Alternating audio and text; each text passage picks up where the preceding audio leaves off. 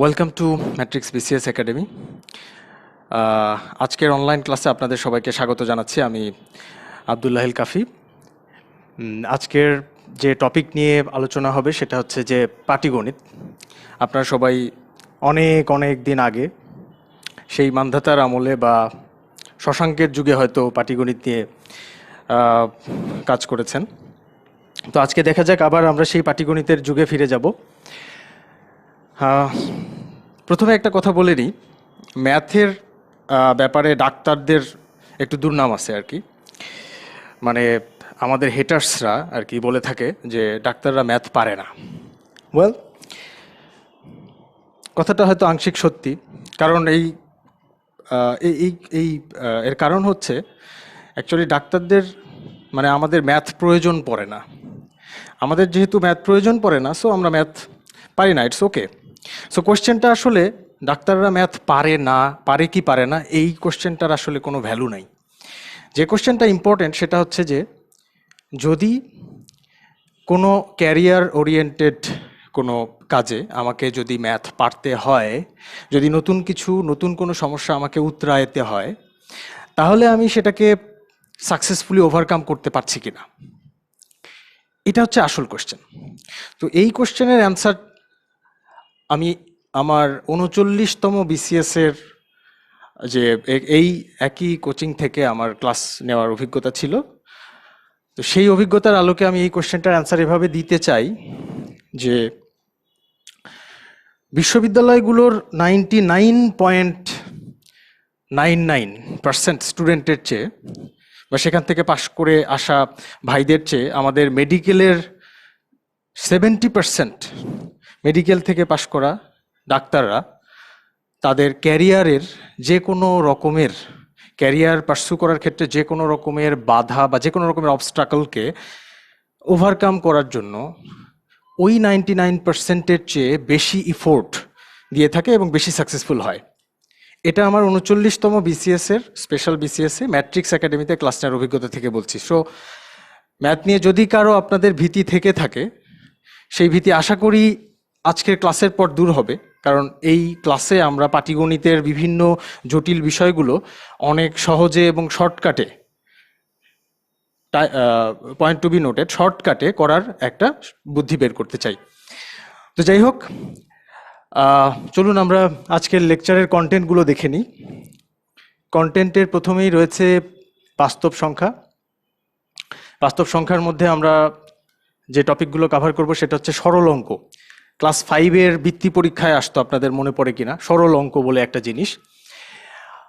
এরপরে পড়ব হচ্ছে ভগ্নাংশ নিয়ে কিছু কাজ করব, মৌলিক সংখ্যা, দশমিক সংখ্যা।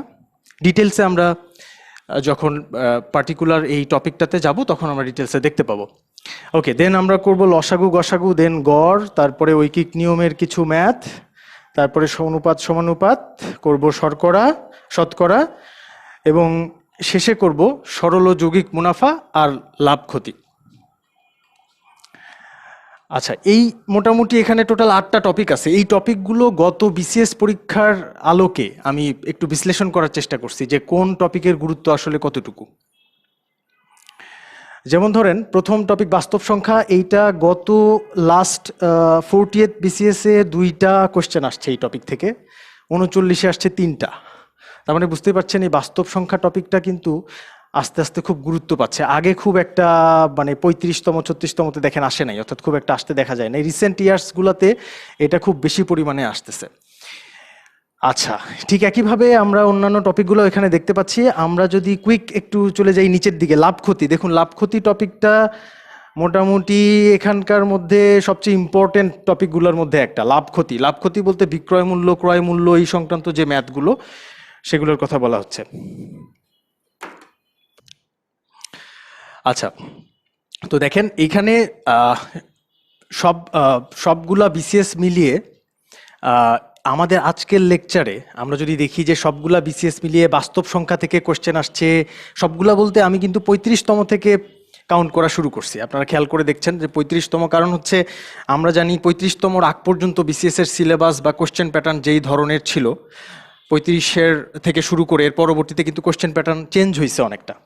সো 35তম থেকে 40তম এই বিসিএস গুলাই আমাদের আসলে মেইন ফোকাসের বিষয়। এই বিসিএস গুলাতে যেই টপিকগুলো থেকে কোশ্চেন আসছে এবং যেই ধরনের কোশ্চেন আসছে সেটা আমাদের জন্য ইম্পর্টেন্ট। অ্যাকচুয়ালি আগের গুলাতে যা হয়েছে সেটা হ্যাঁ ইম্পর্টেন্ট, সেটাকে আমরা গুরুত্ব দিব, কিন্তু আসলে অতটা গুরুত্ব ওরা বহন করবে না, কারণ কোশ্চেন প্যাটার্ন চেঞ্জ হয়েছে আমি বলতেছি।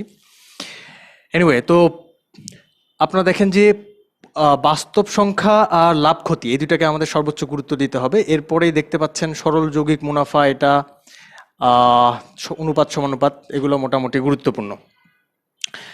সো আর এই লেকচারটা কতটা গুরুত্বপূর্ণ সেটা ইন্ডিকেট করতেছে হচ্ছে নিচের এই সংখ্যাগুলো। 39তমতে এই লেকচার থেকে টোটাল কোশ্চেন আসছে 7টা। 39তম স্পেশাল বিসিএসে এই একটা লেকচার থেকে, আজকে যে লেকচারটা নিব সেখান থেকে 7টি কোশ্চেন আসছে, এবং 40তমতে আসছে 6টা। সুতরাং বোঝাই যাচ্ছে যে এই আজকের লেকচারটা কতটা গুরুত্বপূর্ণ। 15টা কোশ্চেনের মধ্যে 7টা কিংবা 6টা পাওয়া তো কম কথা নয়। তো আসুন আমরা লেকচারে চলে যাই। আমরা লেকচারের শুরুতে কিছু টেকনিক শিখব। এই টেকনিকের মধ্যে আছে হলো প্রথমেই বিভাজ্যতা। বিভাজ্যতা জিনিসটা কি সেটা একটু আপনাদের বলি। বিভাজ্যতা হচ্ছে যে কোনো একটা সংখ্যা যদি আপনাকে দেওয়া হয়, মনে করুন আপনাকে 42 এই সংখ্যাটা দেওয়া হয়েছে, দিয়ে জিজ্ঞেস করা হলো যে এই সংখ্যাটা কি 2 দিয়ে বিভাজ্য, আচ্ছা, কিংবা বলা হলো 3 দিয়ে কি বিভাজ্য। এই যে 42 সংখ্যাটা 2 দিয়ে বিভাজ্য কিনা এটা আমরা চেক করব কিভাবে?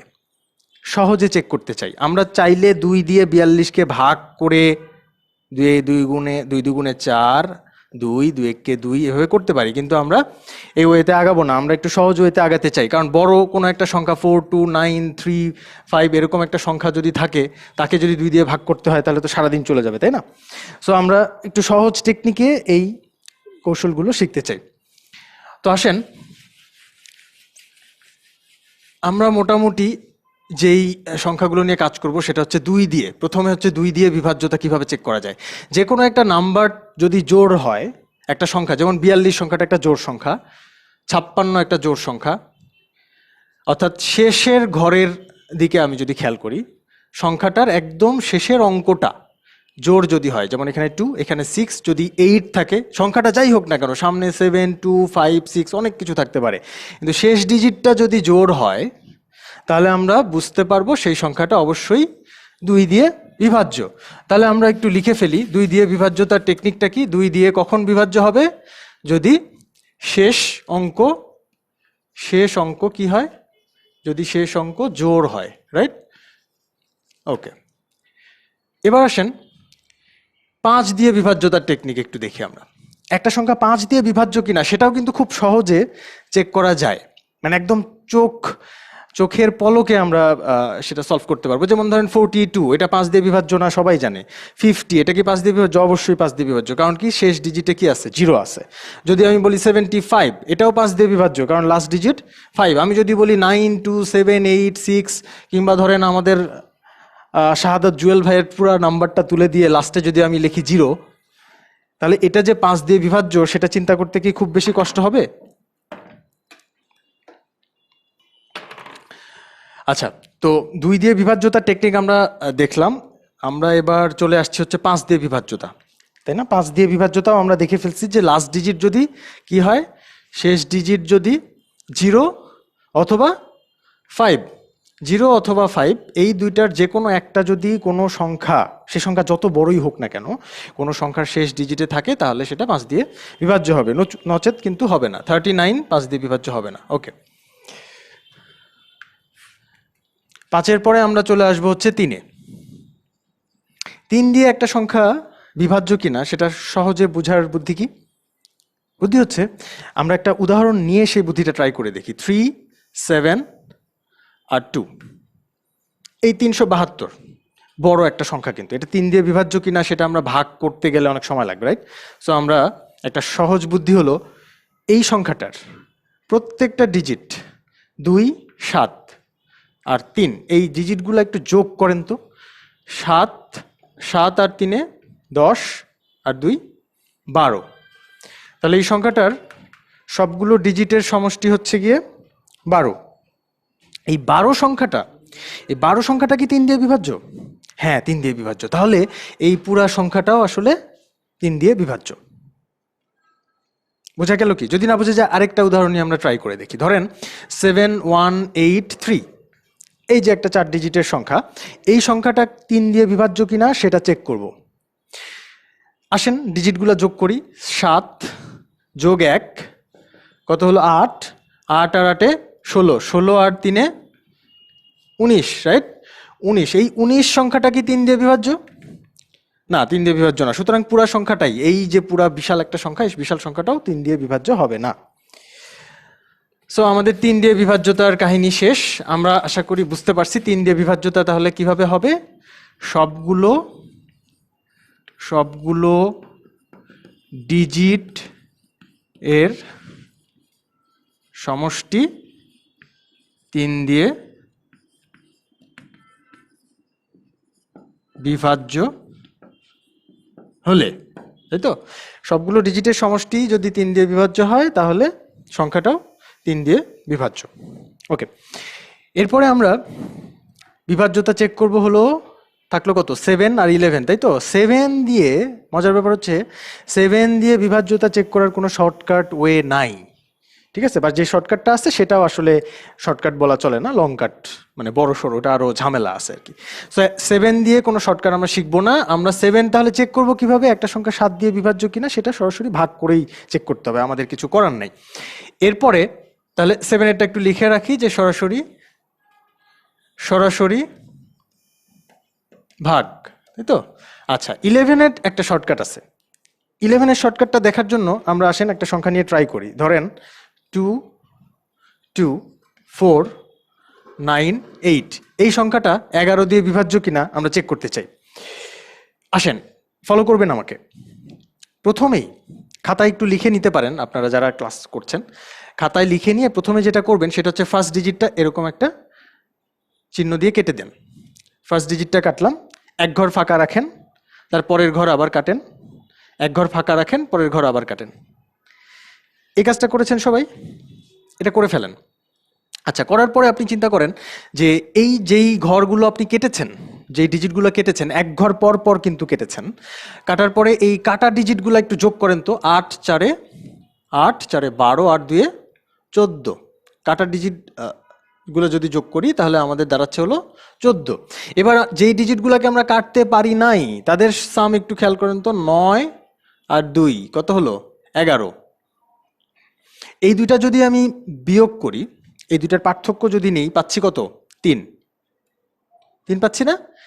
যদি 3 পাই তাহলে এই সংখ্যাটা আমরা বলবো 11 দিয়ে বিভাজ্য না।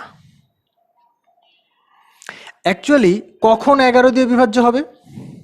যদি এই বিয়োগ করে, যদি এই দুই ধরনের ডিজিটের সমষ্টি বিয়োগ করে যদি আমরা কি পাইতাম? 0 যদি পাইতাম, যদি 0 পাইতাম শুধুমাত্র এবং কেবলমাত্র তখনই আমরা বলতে পারতাম সংখ্যাটা 11 দিয়ে বিভাজ্য।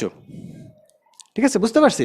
11 দিয়ে বিভাজ্য। যেহেতু 0 পাই নাই, কি পাইছি? নন জিরো একটা কিছু 3 পাইছি, তাই না? 3 যদি পাই বা 5 যদি পাই বা 7 যদি পাই, 8 যদি পাই, কোনো লাভ নাই, 11 দিয়ে বিভাজ্য হবে না। শুধুমাত্র কখন 11 দিয়ে বিভাজ্য হবে? যখন 0 আসবে। তাহলে আসেন ওই ধরনের একটা এক্সাম্পল আমরা ট্রাই করে দেখি।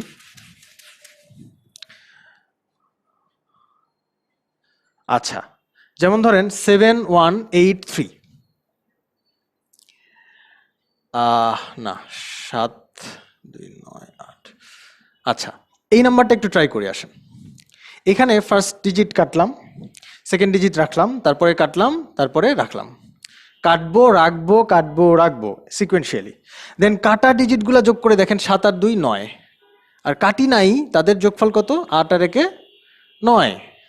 এবার সুন্দর করে এই দুটা বিয়োগ করে ফেলেন, তাহলে কত হচ্ছে? খুব কঠিন একটা বিয়োগ অঙ্ক, তাই তো? আচ্ছা, বিয়োগ করলে কত হচ্ছে? 0। ওকে, সো যেহেতু 0 আসলো, সুতরাং এই বিশাল সংখ্যাটা, 4 ডিজিটের সংখ্যাটা 11 দিয়ে বিভাজ্য। আশা করি 11 দিয়ে বিভাজ্যের টেকনিকগুলো বোঝা গেছে। তবে আমি একটা কথা বলতে চাই যে 11 দিয়ে বিভাজ্য হওয়ার জন্য 2 ডিজিটের সংখ্যার জন্য কিন্তু এত বড় টেকনিক ফলো করার দরকার নাই। যেমন ধরেন 11 দিয়ে ভাগ যায় এমন 2 ডিজিটের সংখ্যাগুলো কত কত? যেমন ধরেন 33, তাই না? 33 সংখ্যাটা কিন্তু 2 দিয়ে বিভাজ্য। 44, সরি,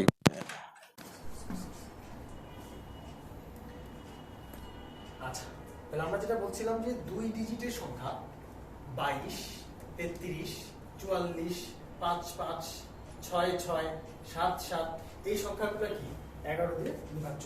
আপনি আবার এগুলো 11 দিয়ে বিভাজ্যর জন্য আপনি আবার ভেবে বসবেন না 777 বা 888 কিংবা 8888 এরাও 11 দিয়ে বিভাজ্য হতে বাধ্য, তা না। কিন্তু হ্যাঁ, এটা ঠিক 8888 এটা 11 দিয়ে বিভাজ্য হবে, কিন্তু 777 এটা কিন্তু কখনোই 11 দিয়ে বিভাজ্য হবে না। সো আপনি দুইটা ডিজিট যদি সেম হয়, পাশাপাশি দুইটা ডিজিট যদি সেম হয়, তাহলে 2 ডিজিটের সংখ্যাটাকে 11 দিয়ে বিভাজ্য আপনি নিশ্চিতভাবে বলতে পারেন, কিন্তু 3টা বা 4টা বা 5টা 6টা ডিজিটের ক্ষেত্রে আপনি নিশ্চিতভাবে বলতে পারছেন না।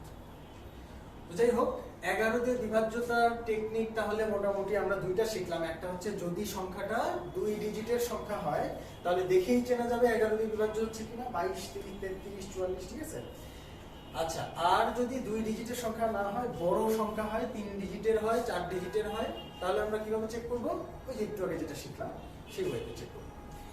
আচ্ছা, আশা করি বিভাজ্যতার টেকনিকগুলো আমরা বুঝতে পারছি। এটা আমাদের কখনো লাগবে সেটা একটু বলে নিই। বিভাজ্যতার টেকনিকটা আমাদের অনেকগুলো জায়গাতেই লাগতে পারে, বাট সবচেয়ে ইম্পর্টেন্টলি যেটাতে লাগবে সেটা হচ্ছে মৌলিক সংখ্যা শনাক্তকরণ। একটা সংখ্যা মৌলিক কিনা সেটা শনাক্তকরণে আমাদের এই বিভাজ্যতার টেকনিকগুলো লাগবে। এবং মৌলিক সংখ্যা, একটা সংখ্যা মৌলিক কিনা এই কোশ্চেনটা কিন্তু খুবই খুবই খুবই ইম্পর্টেন্ট। আচ্ছা, আসেন আমরা পরের টেকনিকটাকে চলে যাই। এটা হচ্ছে গুণের শর্টকাট। এটা খুব সিলি একটা টেকনিক। এটা জাস্ট, এটা কি, এটা হচ্ছে আপনার অপশন টেস্ট করে অ্যানসার করার জন্য আর কি এই টেকনিকটা আমি আপনাদের দেখাচ্ছি। সেটা হলো যে কোনো একটা বড়সড় গুণ অঙ্ক, মনে করেন যে আপনি একটা বড়সড় অঙ্ক করতেছেন, হতে পারে সেটা ধারার অঙ্ক, কিংবা হতে পারে সেটা হচ্ছে কি বলে লাভ ক্ষতির অঙ্ক, যে অঙ্কই হোক না কেন, সেই অঙ্কে আপনার এরকম একটা বড়সড় গুণ করতে হচ্ছে লাস্ট লাইনে গিয়ে। লাস্ট লাইনে গিয়ে এরকম একটা বড় গুণ করা কিন্তু মানে যেহেতু এমসিকিউ পরীক্ষা, সুতরাং একটু সময় ব্যাপার। তো আমরা কি করব দেখেন, এই যে লাস্ট ডিজিট 112 সংখ্যাটার লাস্ট ডিজিট কত? 2, আর 96 সংখ্যাটার লাস্ট ডিজিট কত? 6। এই দুটো সংখ্যাকে আমরা গুণ করতেছি। এর লাস্ট ডিজিট 6, এর লাস্ট ডিজিট 2। এই দুইটা লাস্ট ডিজিট যদি আমি গুণ করি, 6 কে গুণে কত হয়? 12, তাই না?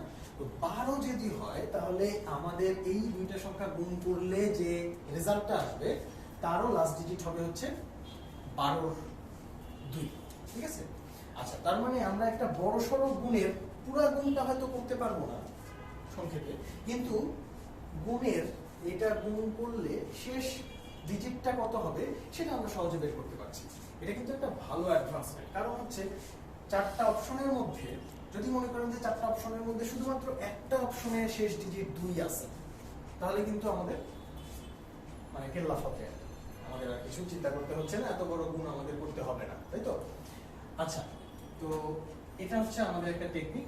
চোখ রাখুন অপশনে, ঠিক আছে, অপশনে চোখ রাখবেন, একটু চোখ কান খোলা রাখবেন। আমরা সামনে যখন লেকচারগুলো টপিকগুলো কভার করবো তখন আমরা দেখবো যে এই টেকনিকগুলো কিভাবে কাজ করে বা হেল্প করে।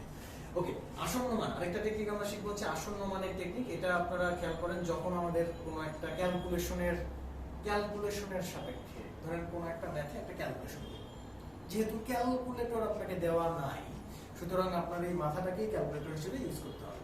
তো সেক্ষেত্রে ধরেন এরকম একটা ম্যাথ আছে যে আপনার 99 এর সাথে দেখা যাচ্ছে যে 22 কে গুণ করতে হবে। 99 এর সাথে 22 কে গুণ করে যে রেজাল্টটা হবে সেটা মনে করেন আপনার হচ্ছে গিয়ে অ্যানসার।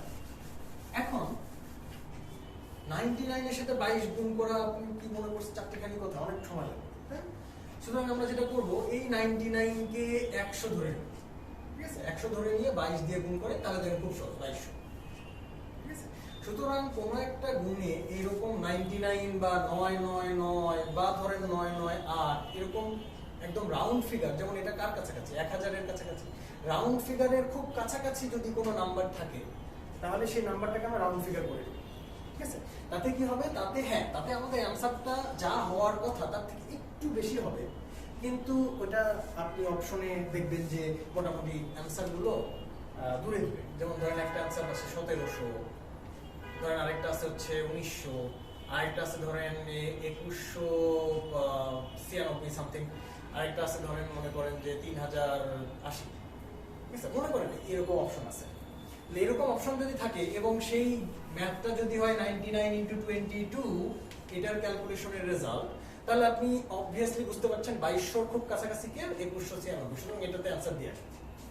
তো এই ছোটখাটো কিছু টেকনিক আমাদের লাগবে বলেই আমি এইগুলো একটু প্রথমে দেখাচ্ছি। যেমন ধরেন আপনি এটা একটু শেষ করি আমরা।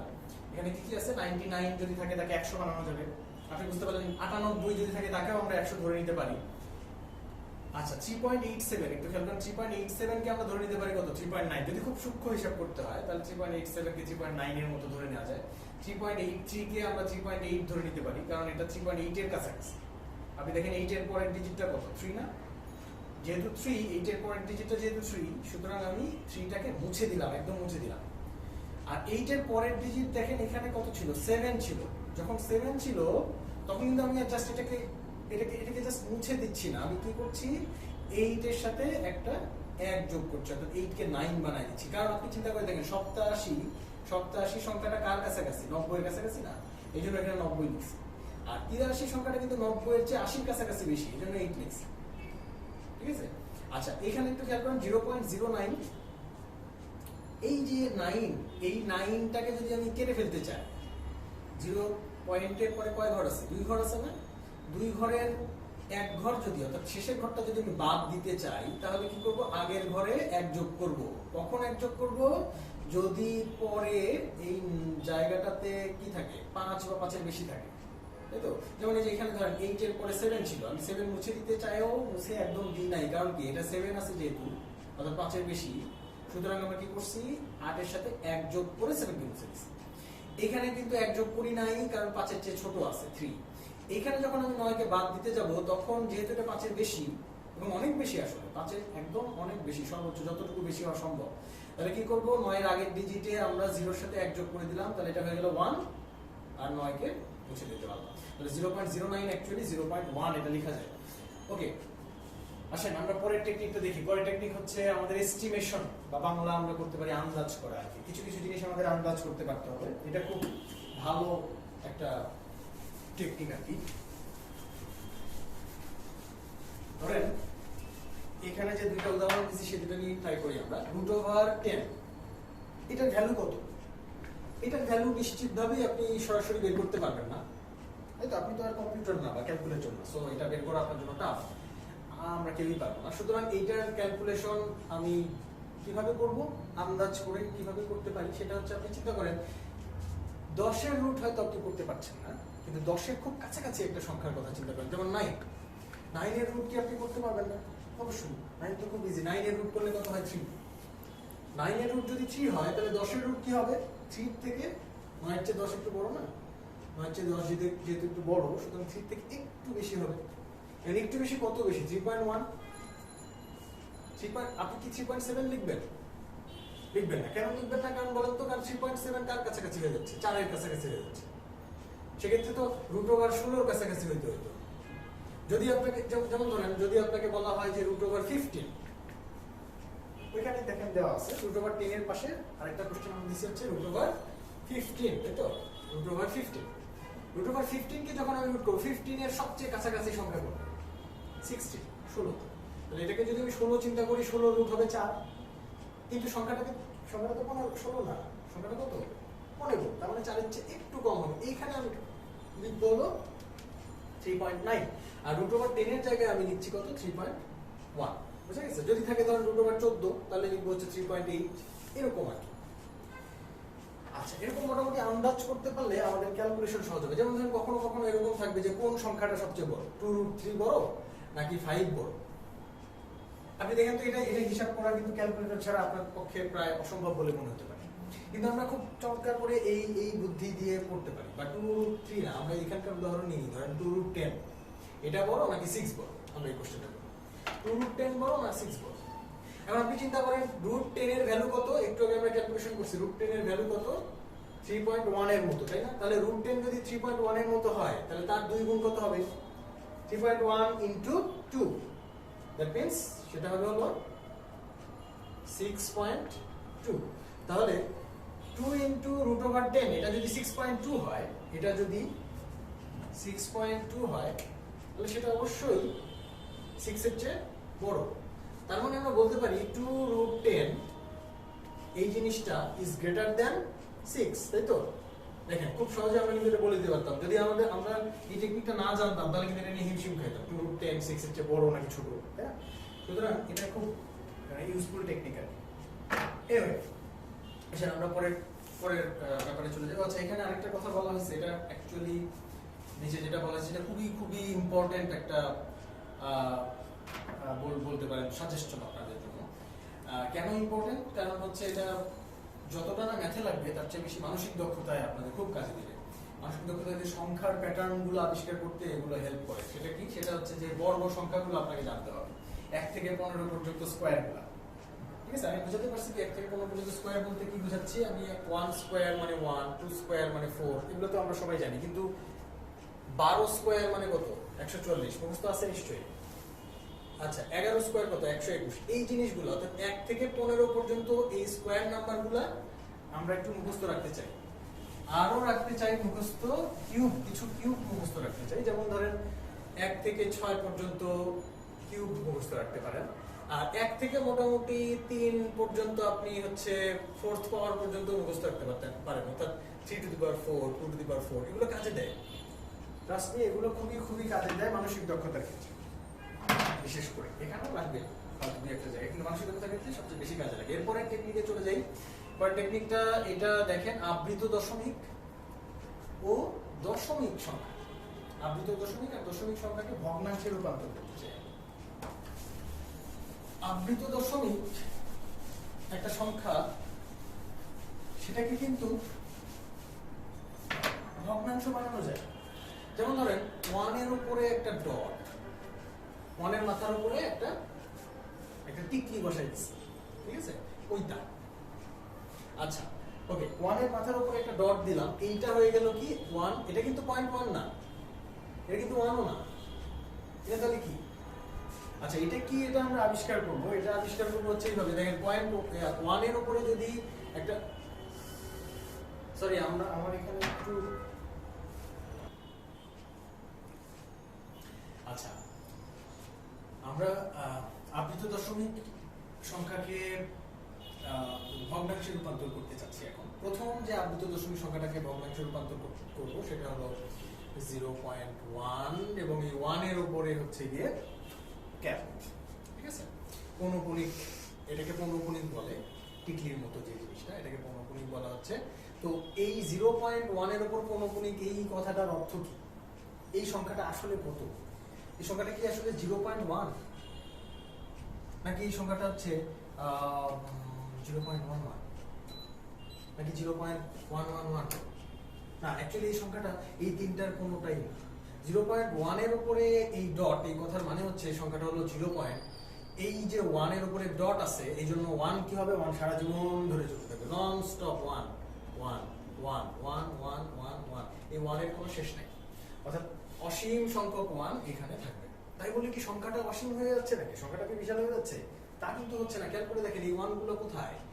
0 এর পরে পয়েন্ট, সেই পয়েন্টের পরে 1। সো এই সংখ্যাটার ভ্যালু কিন্তু অনেক কম। আচ্ছা, আমি যদি আপনাকে বলি যে 0.1 এর উপরে ডট, একটা মজার কোশ্চেন দেখেন, 0.1 এর উপরে ডট, এই সংখ্যাটা কি 0.1 এর চেয়ে বড় নাকি ছোট? 0.1 এর উপরে ডট, সেটা কি 0.1 এর চেয়ে বড় নাকি ছোট? আপনি 0.1 এর উপরে ডট, এটাকে কি লিখতে পারছেন? দেখেন তো, 0.1 এর পরে আবার 1, তারপরে আবার 1, তাই না? ডট থাকলে কি করবো? পৌনঃপুনিক থাকলে 1 1 1 বারবার আসবে। সুতরাং এই সংখ্যাটা অবভিয়াসলি 0. আমি যদি 0.1 এর সাথে তুলনা করি, 0.1 এর সাথে 0.1 এর উপর পৌনঃপুনিক, এই দুটো সংখ্যাকে যদি তুলনা করি, তাহলে দেখেন 0.1 কে লেখা যাবে হচ্ছে 1 এর পরে 0, তাই না? আমরা জানি দশমিকের পরে ইচ্ছা মতো 0 দেওয়া যায়। সুতরাং শেষে ইচ্ছা মতো যদি আমরা 0 দেই, তাহলে এই সংখ্যা বড়, 0. এই সংখ্যাটা বড় নাকি 0.11111 এটা বড়? অবভিয়াসলি 0.111 এটা বড়, তাই না? তাহলে 0.1 এর চেয়ে কিন্তু মজার ব্যাপার দেখেন 0.1 এর উপর পৌনঃপুনিকের চেয়ে কিন্তু পৌনঃপুনিকটা কিন্তু 0.1 এর চেয়ে বড়, পৌনঃপুনিক ভার্সনটা 0.1 এর চেয়ে বড়। আচ্ছা ঠিক আছে, আমরা বুঝতে পারলাম। এবার দেখেন আমরা চাই যে 0.1 এর উপর পৌনঃপুনিক এটাকে দশমিক আকার থেকে, এটা এখন দশমিক আকারে আছে না, এটাকে আমরা ভগ্নাংশ বানাতে চাই। আগে আসেন আমরা দেখি 0.1 যদি পৌনঃপুনিক না থাকতো তাহলে কি করে এটাকে ভগ্নাংশ বানাইতাম। এটাকে ভগ্নাংশ বানানোর বুদ্ধি কি? আমরা জানি এটা ভগ্নাংশ বানানোর বুদ্ধি হলো এখানে সামনের জিরো টিরো গুলো সব বাদ দিয়ে যে সংখ্যাটা থাকবে সেটা হচ্ছে 1, তাই না? পয়েন্ট এবং জিরো এগুলো সব বাদ, সামনে যত জিরো সব বাদ, পয়েন্ট বাদ দিলে কত থাকে? 1। এবার পয়েন্টের জন্য আমরা কি জানি, ছোটবেলায় শিখছি পয়েন্টের জন্য 1, আর পয়েন্টের পরে কয়টা ঘর আছে? একটা ঘর আছে, তার জন্য একটা শূন্য। 0.1 কে 1/10 এভাবে লিখি, তাই না? আরো বেশ কিছু দশমিক সংখ্যা, এগুলো কিন্তু আবৃত হচ্ছে না, এগুলো কি হচ্ছে? দশমিক সংখ্যা। তো দশমিক সংখ্যা আগে ভগ্নাংশ একটু রূপান্তর শিখে আসি, তাই না? তাহলে আমাদের ভালো হবে। ধরেন 2.3, এটা একটা দশমিক সংখ্যা, কোনো আবৃত নেই। এই সংখ্যাটাকে দশমিক সংখ্যাটাকে যদি ভগ্নাংশে বানাতে চাই তাহলে কি করব? দেখেন সামনে কোনো জিরো টিরো নাই, তাহলে আগে সংখ্যাটাকে লেখেন, পয়েন্ট তুলে দিয়ে সংখ্যাটাকে লেখেন 23, ঠিক আছে? এবার কি করবেন? পয়েন্টের জন্য নিচে 1 আর পয়েন্টের পরে এক ঘর, তাই 100। আচ্ছা আমি যদি লিখি 2.369 তাহলে কি লিখবো? 2.369 বা 2.0369, এটা একটু লিখি। 2.0369 এটা কিভাবে ভগ্নাংশ বানাবো? 20369, অর্থাৎ দশমিকটা তুলে দেবো, জাস্ট দশমিক তুলে দিব। এই শূন্য কিন্তু বাদ যাবে না। আমি এখানে শূন্য বাদ দিতে বলছিলাম কেন? কারণ সামনে পয়েন্টের আগে একদম সামনে, অর্থাৎ সংখ্যাটার একদম শুরুতেই শূন্য আছে, ঠিক আছে? তাই বলে 20 যদি থাকে এখানে তাহলে কিন্তু এই শূন্য বাদ যাবে না, বাদ যাবে হচ্ছে একদম শুরুতে যদি শূন্য থাকে। এই শূন্য কোনো মূল্য নেই, আমরা সবাই জানি, তাই না? সো আসেন তাহলে কি করবো, আমি এই সংখ্যাটাকে 2.0369 এটাকে যদি আমি ভগ্নাংশে রূপান্তর করতে চাই তাহলে পয়েন্টটা তুলে দিলাম, তাহলে এটা হলো পয়েন্টের জন্য নিচে আসবে 1, 4টা ঘর, 4টা শূন্য। এই তো, তাহলে আমরা মোটামুটি দশমিক সংখ্যাকে কিভাবে ভগ্নাংশে রূপান্তর করতে হয় সেটা মনে হয় বুঝতে পারছি। এটা আমরা আগেই জানতাম, আমি জানি আপনারা আগেই জানতেন, কিন্তু তারপরে একটু মনে করিয়ে দেওয়া আর কি, কারণ কিছুক্ষণ পরে ম্যাথ করতে এগুলার কাজে লাগবে। সো আসেন এবার একটা ছোট্ট জিনিস দেখে আসি যে আবৃত দশমিককে কিভাবে ভগ্নাংশ বানানো যায়। এটা খুব বেশি কাজে লাগে না, এটা খুব রেয়ার কেসে কাজে লাগে, কিন্তু একটা দুটো আমরা দেখে রাখি। ধরেন 0.1 এর মাথার উপরে ক্যাপ আছে, এটাকে আমরা কি বানাবো? ভগ্নাংশ বানাবো। এটার বুদ্ধিটা একটু খেয়াল করবেন। এটার বুদ্ধিটা হচ্ছে প্রথমে একই রকম ভাবে এখানে যা যা করছেন না, এখানে কি করছিলেন? প্রথমে দশমিক তুলে দিয়ে যা লেখা যায় তাই লিখছিলেন, এখানেও তাই করবেন। এই সেম কাজ, প্রথম কাজটা সেম, এর সাথে এর সেম। এটা যদি দশমিক সব তুলে দেন তাহলে কত থাকে? এখানে 1 থাকে, তাই তো? এবার নিচে একটা টান দিবেন, সুন্দর করে দিবেন। তার নিচে আপনি হচ্ছে দশমিকের জন্য যে আগে কত ছিল, দশমিকের জন্য একটা 1, তাই না? এরকম ছিল, কিন্তু এখন আর এই দশমিকের কোনো ভ্যালু নাই, এই দশমিকের কোনো পাত্তা নেই। এখন কার পাত্তা আছে? এই যে উপরের মাথার উপরের যে ফোঁটাটা, এই ফোঁটার পাত্তা আছে, ঠিক আছে? এটার পাত্তা আছে। তো এটার জন্য আমরা কি করব? দশমিকের পর এই ফোঁটা যতগুলার উপরে থাকবে, ভালো করে শুনেন, এই যে পৌনঃপুনিক ফোঁটাটা যতগুলা ডিজিটের উপরে থাকবে, নিচে আমি ঠিক ততগুলা 9 বসাবো। যেমন এখানে একটার উপরে আছে, তাহলে একটা। যদি এরকম থাকতো, যেমন আর পরের এক্সাম্পলটা 2.3 এর উপরে ক্যাপ, এটা কি করতাম? এইটাতে একটু আলাদা হবে। দেখেন কিরকম আলাদা হবে। প্রথম স্টেপটা সেম, প্রথম স্টেপটা হচ্ছে পয়েন্ট সব তুলে দিয়ে সংখ্যাটাকে লিখে ফেলা। পয়েন্টার তুলে দেন, এটা তুলে দেন, এটা তুলে দেন, থাকে কত? 23, তাই না? 23। এখন কি করব? 23 নিচে জানি কি করতে হবে? দশমিকের পরে এই যে আবৃত দশমিক, অর্থাৎ উপরে মাথার উপরে ডট আছে, কয়টা ডিজিটের উপরে? একটা না, একটা। সুতরাং একটা মাত্র 9 হবে। কিন্তু এখানে শেষ না, এখানে ঝামেলাটা হচ্ছে এই যে আবৃত দশমিক সংখ্যা যতটুকু অংশের উপরে আবৃত আছে, কতটুকুর উপরে আছে? এইটুকুর উপরে আবৃত দশমিক আছে। আবৃত নাই এরকম অংশ কতটুকু? এরকম অংশ হচ্ছে এতটুকু। এই অংশটুকু যতটুকুর উপরে আবৃত নাই সেটাকে আমরা উপরে বিয়োগ করে দেব। ঠিক আছে, যদি ক্লিয়ার না হয় তাহলে আসেন আমরা পরের সংখ্যাটা নিয়ে একটু ট্রাই করি, তাহলে এটা আমি আশা করি যে একদম ক্লিয়ার হয়ে যাবে। পরের সংখ্যাটা হচ্ছে একটু বড় সড়ো সংখ্যা, ধরেন 5.4639। আচ্ছা, প্রথম স্টেপটা কি? সমান হয়ে থাকার কথা। প্রথম স্টেপটা হচ্ছে দশমিক দশমিক তুলে দিয়ে 54639 একদম অ্যাবসলিউট সংখ্যাটা লিখে ফেললাম। এবার কি করব? এবার হচ্ছে আবৃত আছে কয়টার উপরে দেখেন তো। এখানে মনে হতে পারে আবৃত আছে শুধুমাত্র দুইটার উপরে, 6 আর 9, কিন্তু অ্যাকচুয়ালি না, আবৃত আসলে এই পুরো জিনিসটার উপরে আবৃত। 6 তার শুরু, 9 এ তার শেষ। আবৃত হওয়া শুরু করছে 6 থেকে, শেষ হয়েছে গিয়ে 9। এটা বোঝানো হচ্ছে। ঠিক আছে, এখানে কিন্তু বোঝানো হচ্ছে না শুধু 6 আর 9 এর উপরে, বোঝানো হচ্ছে 6, 3, 9 এই টোটালটার উপরে আবৃত দশমিক আছে। সুতরাং আমি যেটা করব সেটা হচ্ছে 3টার উপরে যেহেতু আবৃত করা আছে, সুতরাং আমি কয়টা 9 লিখব? 3টা 9 লিখব। ক্লিয়ার? এইটুকু ক্লিয়ার? এবার লাস্ট পার্টটুকু কি ছিল? এক্সট্রা যে কাজটুকু করতে হয় সেটা কি? সেটা হচ্ছে উপরে একটা বিয়োগ চিহ্ন দেব, আর আবৃত নাই যতটুকু, কতটুকু আবৃত নাই খেয়াল করেন তো একটু। আবৃত নাই হচ্ছে এইটুকু শুধু। তাহলে আমি কি করব? এই 54কে আমি এখানে বিয়োগ দিয়ে দেব, দশমিক দশমিক ছাড়া কিন্তু, কারণ আমি দশমিক তুলে দিতে যাচ্ছি, তো কোনো দশমিক দশমিকের আর কোনো গুরুত্ব নেই। ঠিক আছে, তাহলে আবৃত ছাড়া যতটুকু অংশ থাকবে সেটা বিয়োগ করব, যতগুলোর উপরে আবৃত থাকবে ততগুলো 9 লিখব। দশমিকে কি ছিল? ততগুলো 0 দিতাম, তাই না? এখন কি লিখবো? ততগুলো 9 লিখব। ওকে, এই যে ভগ্নাংশটা, এটা বিয়োগ টিয়োগ করে ফেলবে, যে ভগ্নাংশটা আসবে না সেটাই হচ্ছে আমাদের এই সংখ্যাটার ভগ্নাংশের রূপ। ওকে, আমরা পরের টপিকে চলে যাই, সেটা হচ্ছে কিছু কনসেপ্ট আমাদের ক্লিয়ার করতে হবে। লেকচার শুরু করতে একটু সময় নিচ্ছি আমি।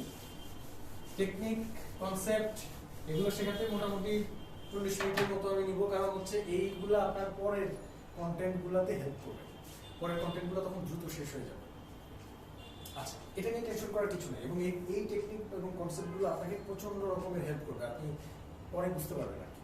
এনিওয়ে, কনসেপ্টটা একটু দেখেন। প্রথম কনসেপ্টটা কি?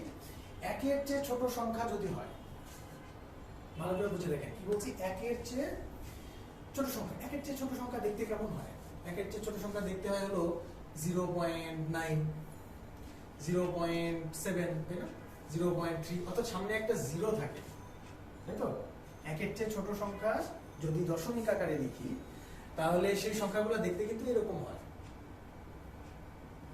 এখন এখানে কি বলছে যে একের চেয়ে ছোট সংখ্যার ক্ষেত্রে একটা তথ্য দিচ্ছে তারা। একের চেয়ে ছোট সংখ্যার ক্ষেত্রে কি তথ্য দিচ্ছে? একের চেয়ে ছোট সংখ্যার বর্গমূল যদি আপনি বের করেন, তাহলে একের চেয়ে ছোট সংখ্যার বর্গমূল, যেমন ধরেন 0.3 এর উপরে আপনি রুট দিলেন, এটা যদি রুট করেন তাহলে সেটা কি 0.3, এই সংখ্যাটা আগে কত ছিল? 0.3 ছিল। যখন রুট করলেন তখন কি সেটা এর চেয়ে ছোট হয়ে যাবে? 0.3 আগে ছিল কত? 0.3। কি করলেন? রুট করলেন। আমরা জানি কি রুট করলে কি হয়? ছোট হয়ে যায় না? যেমন ধরেন 9, আমাদের সংখ্যা যদি থাকে 9, আমি যদি এটাকে রুট করি কি হয়? 3 হয়। আগে ছিল 9, রুট করলে কি হয়ে গেল? 3 হলো, ছোট হলো।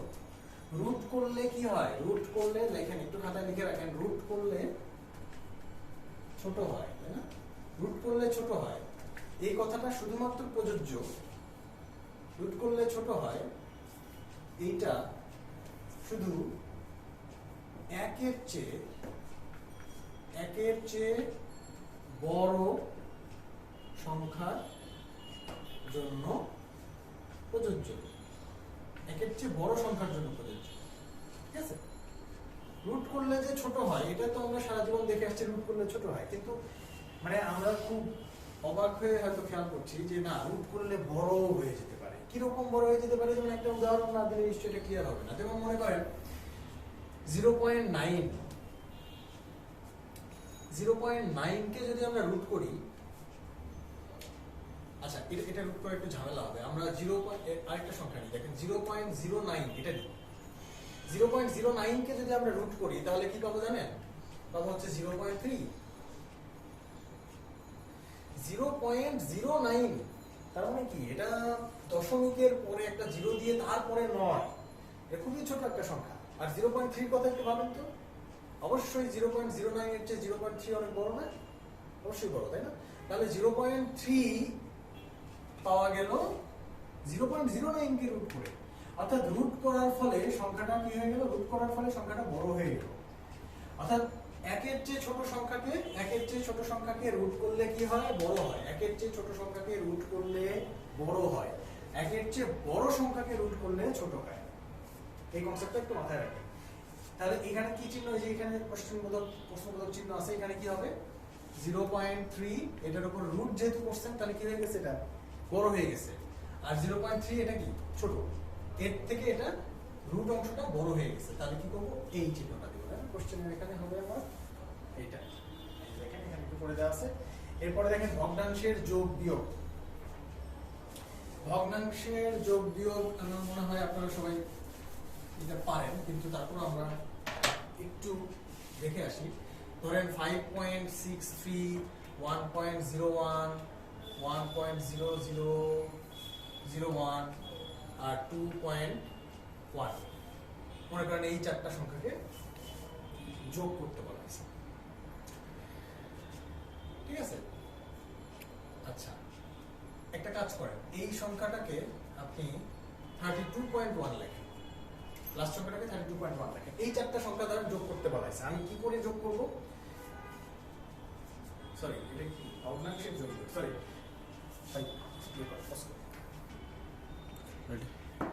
আচ্ছা, এরপরের টপিকটা হচ্ছে আমাদের ভগ্নাংশের যোগ বিয়োগ। ভগ্নাংশের যোগ বিয়োগ এটা সহজে করার একটা বুদ্ধি আছে। দেখেন 3/4 এটা একটা ভগ্নাংশ, মাইনাস ধরেন 2/5, এটা আপনাকে করতে হবে যে এটা থেকে এটা বিয়োগ করতে হবে। এটা নিশ্চয়ই আপনার সরাসরি কোশ্চেনে এভাবে হয়তো আসবে না, কিন্তু আপনার ম্যাথের মধ্যে লাগবে, ম্যাথের মধ্যে নানান প্রবলেম সলভ করতে গেলে এরকম আসবে। তো এটা করার জন্য আমরা সাধারণত কি করি, 4 আর 5 এর লসাগু। আচ্ছা, এখানে 5 এর বদলে আমরা একটু একটা কাজ করি, আমরা হচ্ছে ধরেন এখানে 6 নিই আর এখানে ধরেন নিই হচ্ছে 18, তাহলে বোঝা যাবে যে এটা কত হেল্প করতেছে আমাদের। আচ্ছা আচ্ছা, তাহলে এখানে একটা কাজ করি, এখানে হচ্ছে 5 আর এখানে হলো গিয়ে 2, 3, 4, 5, 5, এখানে 5 আর এখানে ধরেন 7 দিই, ওকে?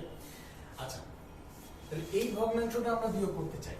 এখন এটা বিয়োগ করতে গেলে আমি যদি এখন চিন্তা করি, আমরা নরমালি যেভাবে করি 18 আর 6 এই দুইজনের কি নেই, লসাগু নেই। কারণ 18 আর 6 এর লসাগু কত, তাই না? এটা একটা কোশ্চেন, 18 আর 6 এর লসাগু কত?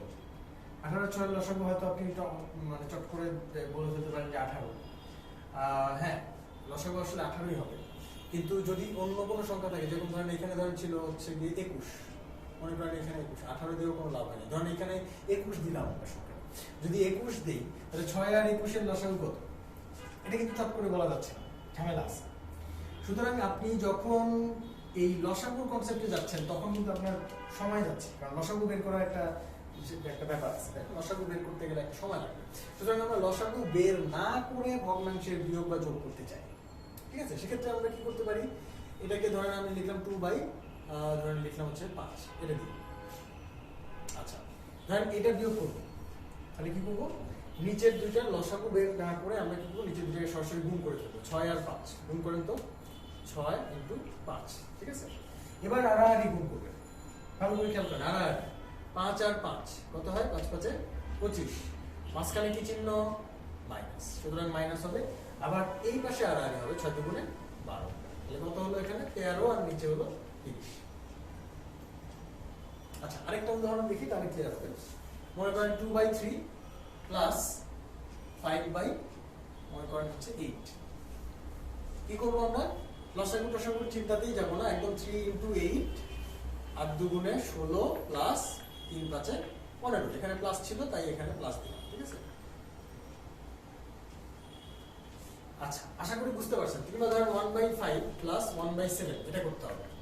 কি করবেন, ঝটপট 5 7টা, নিচে কি করব, দুইটা সরাসরি গুণ করব, 5 7 35, আর উপরে কি করব, 7 কে 7 প্লাস 5 কে 5, ঠিক আছে? 12/35। তো তো এরকম করে আমরা খুব সহজে আসলে ভগ্নাংশের যোগ বিয়োগ করে ফেলতে পারি। এরপরে আসেন ইনভার্সের যোগ বিয়োগ। ইনভার্সের যোগ বিয়োগ এই যে এইগুলো 1/5 মাইনাস 1/7, ঠিক আছে? এটা আমরা অলরেডি দেখে ফেলছি কিভাবে করতে হয়। 1/5 মাইনাস 1/7 কি করবো, 5 7টা নিচে লিখবো হলো 35, এইভাবে আগে গুণ করেন, 7 7 মাইনাস এই 5 5, তাহলে 2/35। ওকে, আচ্ছা একটা জিনিস খেয়াল করেন যে আগে আমরা কোন আড়াআড়িটা করবো বলেন তো? আগে করবো কিন্তু এই আড়াআড়িটা, ঠিক আছে?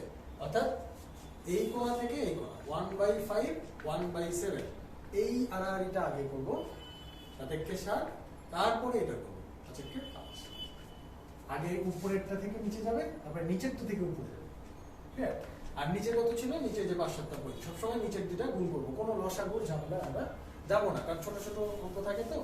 তো এইভাবে করলে খুব সহজে হয়ে যাবে। আসলে এটা খুব বড় যে অ্যাডভান্সমেন্ট হচ্ছে এই জায়গাটাতে আমি সেটা বলবো না, কিন্তু এটা আপনার এটা প্র্যাকটিসের মধ্যে যদি আপনি এটা রাখেন তা আপনাকে হেল্প করবে। অনুপাতের সরলীকরণ টেকনিক। অনুপাতের সরলীকরণ টেকনিকটা কিরকম? ধরেন 2:3, পরে একটা অঙ্কে অনুপাতের অঙ্কে আপনার 2:3 আছে। এইটা দেখতে খুব সুন্দর লাগতেছে না? 2:3 কি সুন্দর মোলায়েম, 2 আর 3। কিন্তু যদি থাকে 1/2:1/3, এটা দিয়ে ক্যালকুলেশন করা কিন্তু এত সহজ না। এইটা যত আরামদায়ক ছিল সব ক্যালকুলেশন করার জন্য, এটা কিন্তু মোটেও আরামদায়ক না, এটা আপনাকে পীড়া দেবে।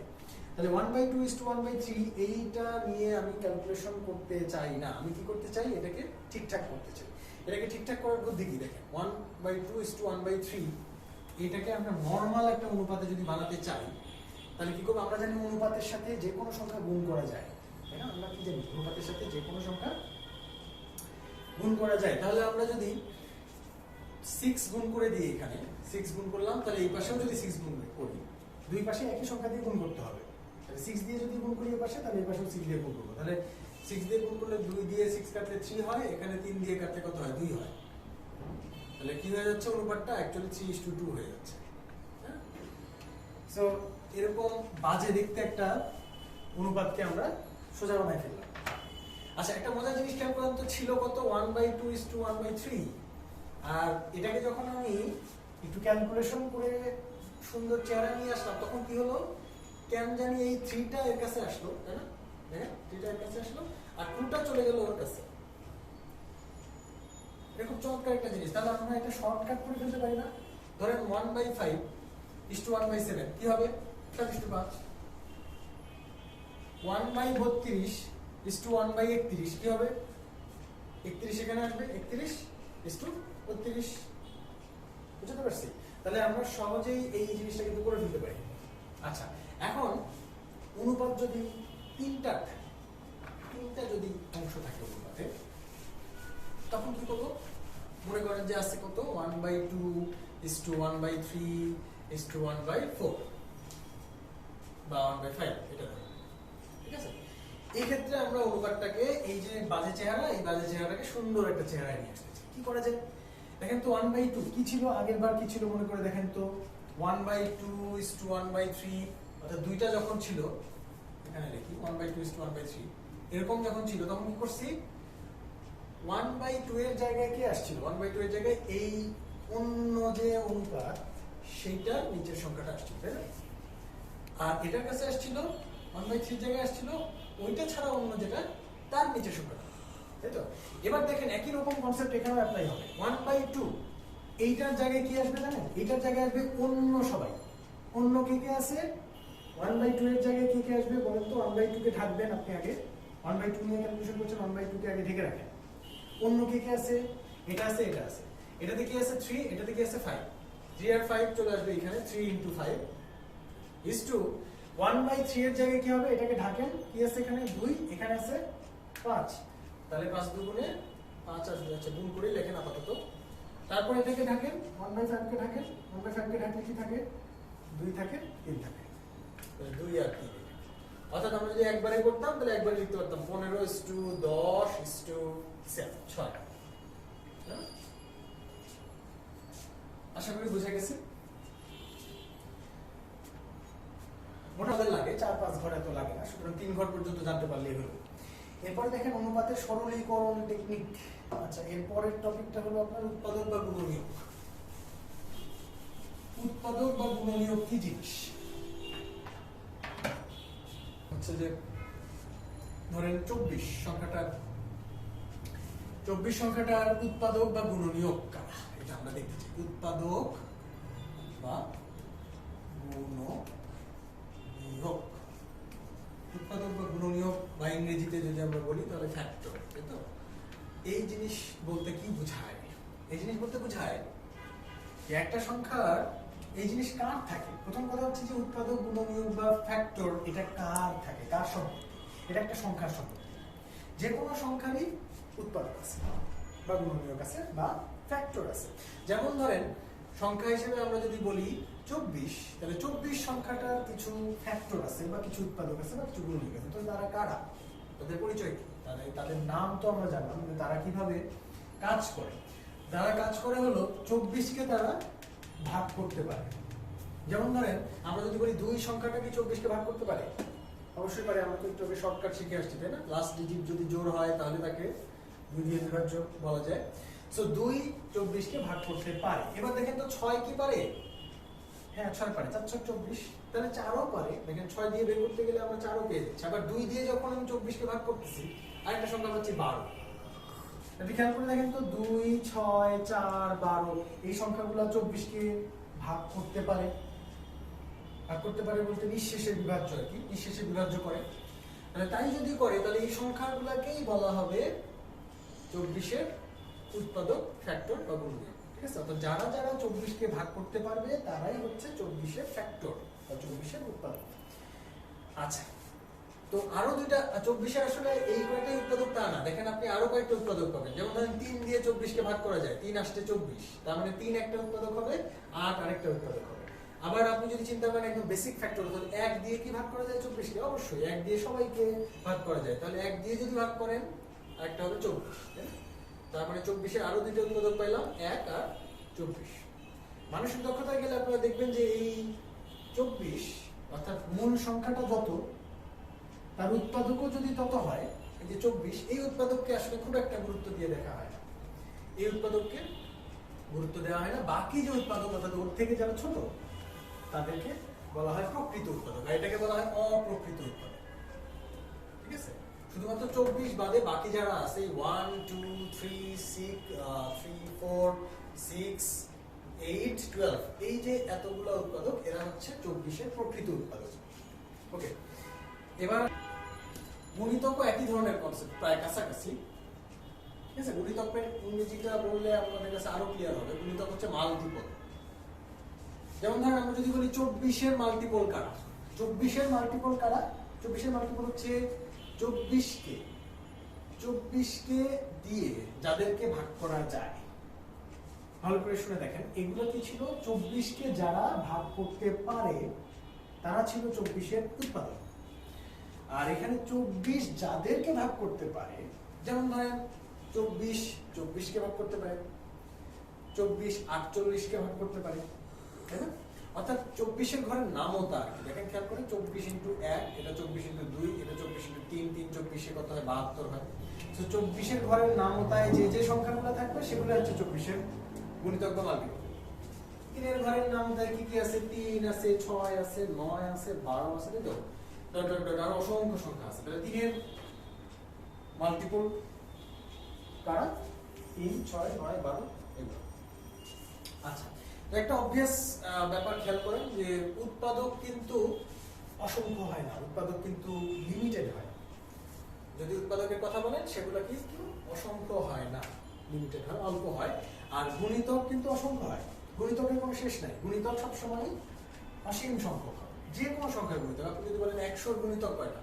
হ্যাঁ, সেটা অসীম সংখ্যক, কারণ 100-র ঘরের সকল নামতা যত আছে 1 2, আমরা তো ছোটবেলায় নামতা 20 পর্যন্ত শেষ করে দিচ্ছি, কিন্তু এরপরে তো আছে 21 দিয়ে গুণ করলেও তো কিছু পাওয়া যাবে, তাই না? 22 দিয়ে গুণ করলেও কিছু না কিছু পাওয়া যাবে। সুতরাং গুণিতকের কোনো শেষ নাই। ওকে, এবার দেখেন আমরা মোটামুটি আমাদের কনসেপ্টগুলো কভার করে ফেলছি, কনসেপ্ট এবং টেকনিকগুলো। এবার আসেন আমরা মূল আমাদের লেকচারে চলে যাই। মূল লেকচারের প্রথম টপিকটা হচ্ছে বাস্তব সংখ্যা। আমরা একটু আগে দেখে আসছিলাম যে এই লেকচারটার বাস্তব সংখ্যা অংশটা আসলে কতটুকু গুরুত্বপূর্ণ। যে এখানে আমরা দেখছিলাম না, এইখানে এই যে দেখেন বাস্তব সংখ্যা থেকে বিসিএস পরীক্ষায় এই পর্যন্ত এই যে 36 থেকে 40 পর্যন্ত এই 4টা পরীক্ষাতেই 7টা কোশ্চেন আসছে। এবার বাস্তব সংখ্যার একটা গুরুত্ব আছে, অন্যরকম গুরুত্ব, এবং আমরা যে টেকনিক আর কনসেপ্ট একটু আগে ক্লিয়ার করলাম এগুলো এই বাস্তব সংখ্যাতেই ম্যাক্সিমাম কাজে লাগে।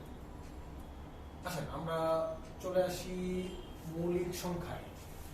বাস্তব সংখ্যার অন্যতম গুরুত্বপূর্ণ যে সাব টপিক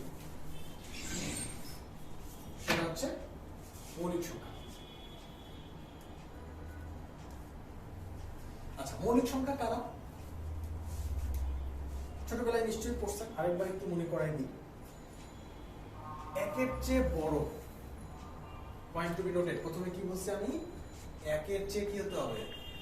একের চেয়ে বড়, একের চেয়ে বড়, এটা হচ্ছে প্রথম কথা মৌলিক সংখ্যা। মৌলিক সংখ্যার আমি পরিচয় দিচ্ছি আপনাদের কাছে। একের চেয়ে বড় যে সংখ্যাগুলো, যেমন ধরেন একের চেয়ে বড় সংখ্যা কি কি আছে? 2 আছে, 3 আছে, তাই না? একের চেয়ে বড় একটা সংখ্যা, যে সংখ্যায় দেখেন তো 2 এর ফ্যাক্টর কি কি, উৎপাদক কি কি? 2 এর উৎপাদক হচ্ছে 1 আর 2, এটা ছাড়া আর কোনো উৎপাদক আছে নাই কিন্তু। 3 এর উৎপাদক কি কি দেখেন তো? 1 আর 3, এটা ছাড়া আর কিন্তু কোনো উৎপাদক নাই। আমি কিন্তু প্রকৃত অপ্রকৃত উৎপাদকের কথা বলছি না, আমি শুধু উৎপাদক বলছি। 3 এর উৎপাদক 1 আর 3। 6 এর উৎপাদক কি কি?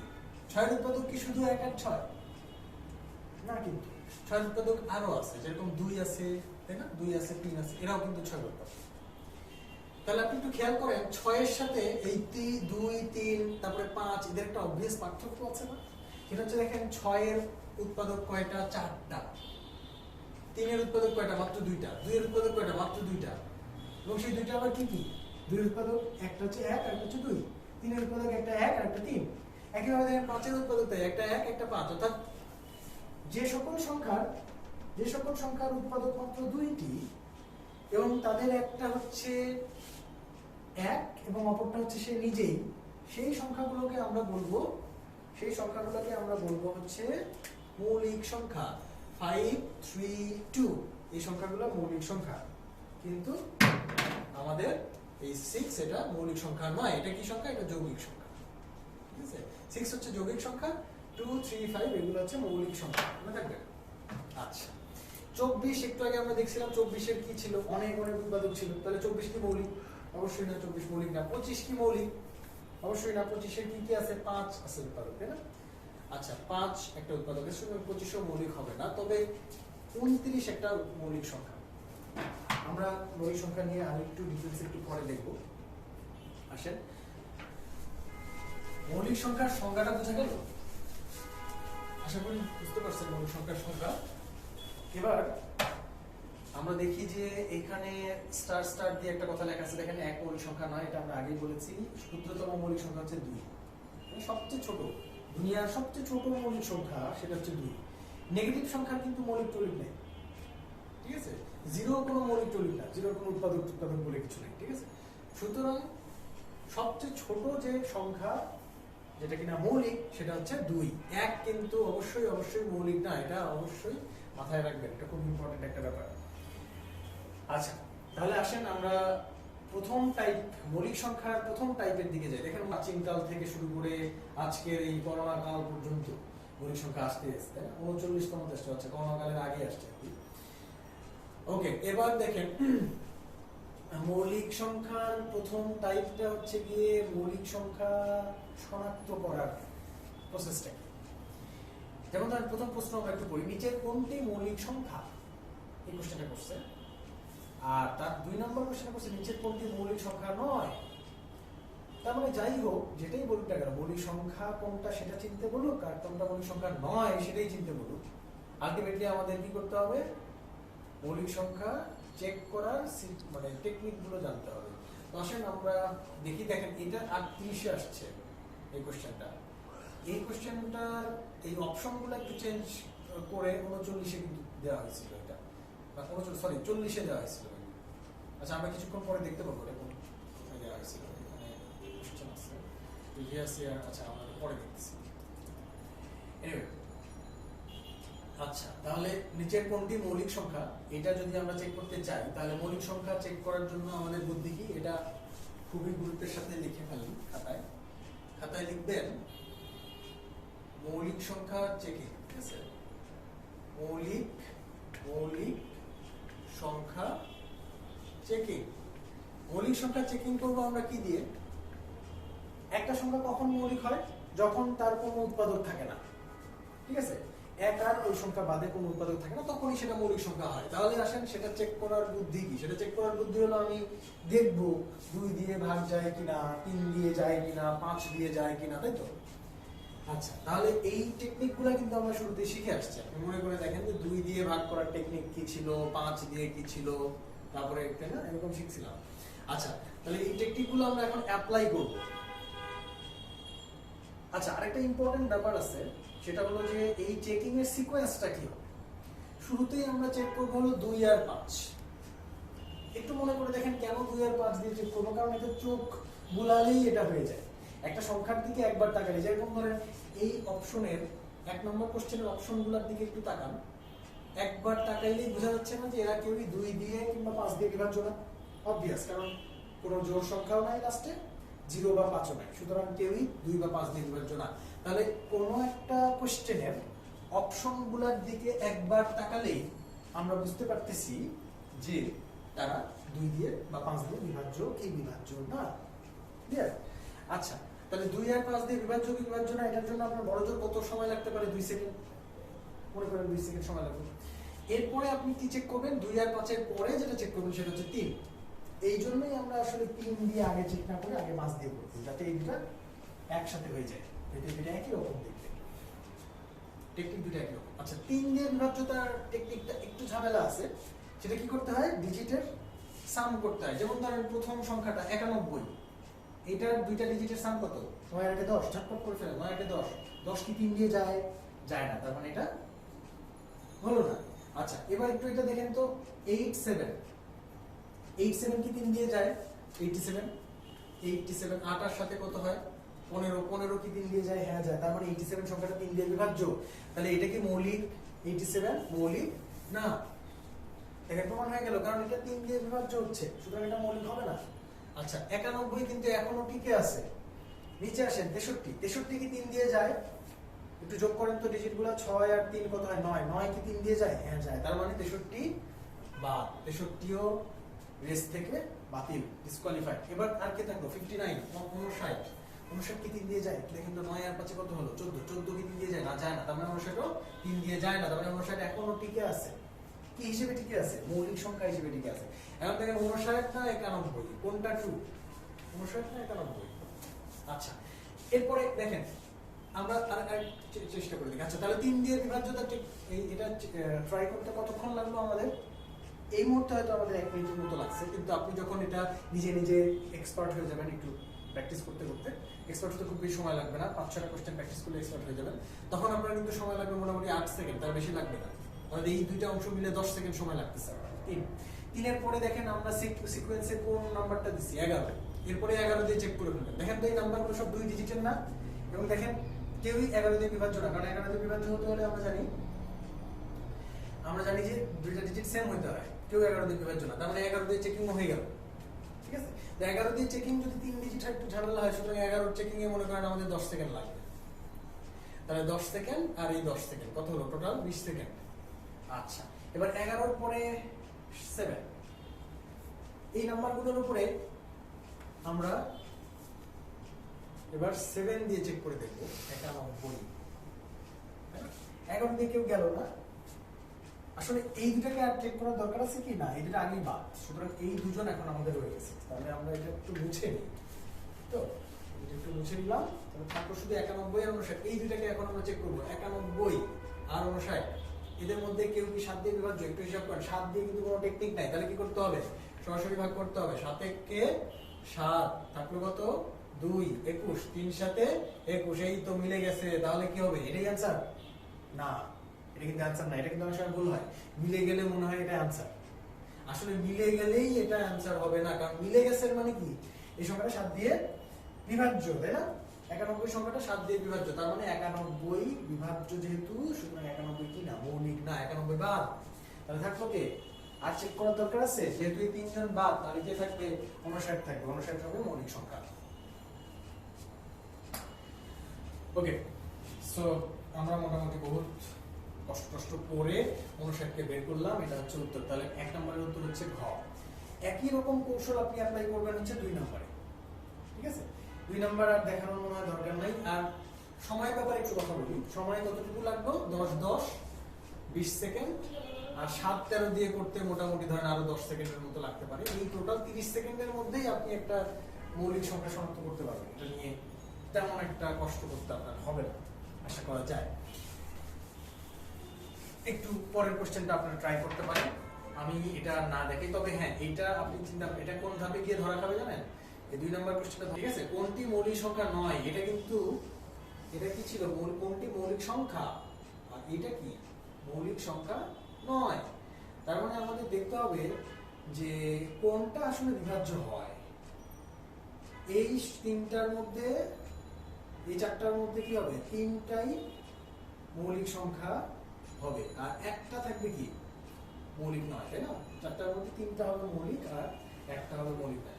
আচ্ছা, আপনারা এই 2 দিয়ে টেস্ট করবেন, 5 দিয়ে। এখন ঝটপট করে ফেলা যায় না? 2 আর 5 দিয়ে, যে প্রথম দেখাতেই দেখেন শেষ। এরা কেউই 2 বা 5 দিয়ে বিভাজ্য না। এবার আসবো 3 এ, তাই না? 3 দিয়ে করতে হবে, সাম করতে হবে। 6 3 9 2 11, 11 3 দিয়ে যায় না, ইত্যাদি। এরকম করে আপনি 3 দিয়ে টেস্ট করে ফেলবেন, দেখবেন সব কেউই 3 দিয়ে বিভাজ্য না। এরপরে 11 দিয়ে টেস্ট যখন করবেন, দেখেন এগুলো কিন্তু 2 ডিজিট না। 2 ডিজিট না হলে আমরা কি বুদ্ধি শিখছিলাম? ওই যে কাটাকাটি বুদ্ধি, তাই না? যে কাটাকাটি বুদ্ধিটা একটু অ্যাপ্লাই করেন। এই যে 2 আর 3 5, 5 আর 6 এর পার্থক্য কত? 1 হয় না। 2 আর 3 5, 5 3 পার্থক্য কত? 2। এখানে 2 আর আগে 3 আর 4 এর পার্থক্য, 2 আর আগে 3 আর 4 এর পার্থক্য কত? 1। 3 আর 2 এ 5, 5 আর 5 এর পার্থক্য কত? 0। এই যে দেখেন 2 5 3, এই সংখ্যাটা কি? এই সংখ্যাটা হচ্ছে 2 আর 3 এ 5, তার সাথে 5 বিয়োগ করলে কত হয়? 0। এবং এই সংখ্যাটা 11 দিয়ে কি হলো? বিভাজ্য হলো। যেহেতু এটা 11 দিয়ে বিভাজ্য হলো, সুতরাং এই সংখ্যাটা অবশ্যই মৌলিক সংখ্যা নয়, সুতরাং এটাতে টিক দিয়ে আসবে, ঠিক আছে? আচ্ছা, এবার আসেন মৌলিক সংখ্যা টাইপ 2। টাইপ 2 তে হচ্ছে 1 থেকে 100 পর্যন্ত মৌলিক সংখ্যাগুলোর সংখ্যা বের করতে হবে, ঠিক আছে? অর্থাৎ মনে করেন আপনাকে কোশ্চেন করছে, এখানে উদাহরণ দেওয়া আছে যে 2 থেকে 32 পর্যন্ত কয়টা মৌলিক সংখ্যা আছে? কত থেকে কত? 2 থেকে 32 পর্যন্ত মৌলিক সংখ্যা কয়টা আছে, ঠিক আছে? মানে কিন্তু 2 সহ, কেউ আবার ভাইবেন না যে 2 বাদে, 2 সহ 32 পর্যন্ত, ঠিক আছে? 2 থেকে শুরু করে 32 পর্যন্ত, 2ও সহ 32ও সহ, সব সহ। তাহলে দেখেন মৌলিক সংখ্যা কয়টা আছে আমরা যদি একটু চিন্তা করি। 2, তারপরে কত হয়? 3, তারপরে 5 হয়, তাই না? 7 হয়, তারপরে 9 তো হবে না, কারণ 3 দিয়ে যায়, 9 হবে না, 11 হবে, এরপরে কত? 12 হবে না, 13 হবে, 15 হবে না, কারণ ওই যে 3 দিয়ে যায়, তারপরে 17 হবে, 19 হবে, তাই তো? 22 23 23 হবে, 24 25 26 27 27 হয় না কেন বলেন তো? 3 দিয়ে যায়, 3 9 27, তাহলে 29 হবে, 30 হবে না, 31 হবে, তাই না? 32 কি হবে না? 32 হবে না। আচ্ছা বলেন তো, একমাত্র জোড় মৌলিক সংখ্যা কোনটা? জোড় সংখ্যা কিন্তু মৌলিক হয় না, শুধুমাত্র 2 বাদে। 2 হচ্ছে একমাত্র দুনিয়ার একমাত্র সংখ্যা যে মৌলিক, এবং একই সাথে এটা কিন্তু সবচেয়ে ছোট মৌলিক সংখ্যা। আচ্ছা, এখন দেখেন আমাদের কয়টা মৌলিক সংখ্যা পাইলাম আমরা? 1 2 3 4 5 6 7 8 9 10 11, 11টা পাইলাম না? তাহলে 2 থেকে 32 পর্যন্ত কয়টা মৌলিক সংখ্যা আছে? 11টা মৌলিক সংখ্যা আছে। আচ্ছা, কোশ্চেন এরকম হতে পারে 1 থেকে 100 পর্যন্ত কয়টা মৌলিক সংখ্যা আছে? 1 থেকে 100 পর্যন্ত কয়টা? এটা খুব চমৎকার একটা কোশ্চেন, এটা আমরা মুখস্থ রাখবো। 1 থেকে 100 পর্যন্ত আসলে টোটাল 25টা মৌলিক সংখ্যা আছে। 1 থেকে 100 পর্যন্ত মৌলিক সংখ্যা আছে 25টা। কিন্তু সাধারণত এইরকম বড় রেঞ্জের কোশ্চেন না দিয়ে কি করে? ঝামেলা করে কিভাবে? ঝামেলা করে হচ্ছে মাঝামাঝি থেকে। যেমন ধরেন এখানে যে কোশ্চেনটা আছে 75 থেকে শুরু করে 100, এইটুকুর মধ্যে মৌলিক সংখ্যা কয়টা? ঠিক আছে? তাহলে আমাদের অবশ্যই লিস্ট করে করে দেখতে হবে। 75 তো হবে না, 76 77 কি হয় না? 77 হয় না কেন বলেন তো? 11 দিয়ে যায়, দুইটা সেম ডিজিট 11 দিয়ে যায়। 78 হবে না, 79 হবে, তাই না? 79 হবে। 80 81 81 হবে না, 9 দিয়ে 81 তো 3 দিয়ে যায়, 81 82 83 83 হবে, 84 85 86 87 87 কিন্তু হবে না। 87 কি হবে? 87 কেন হবে না বলেন তো? 7 দিয়ে যায় না, 13 11 13 দিয়ে যায়, কি 13 দিয়ে না, 87 হবে। 87 মৌলিক সংখ্যা হবে।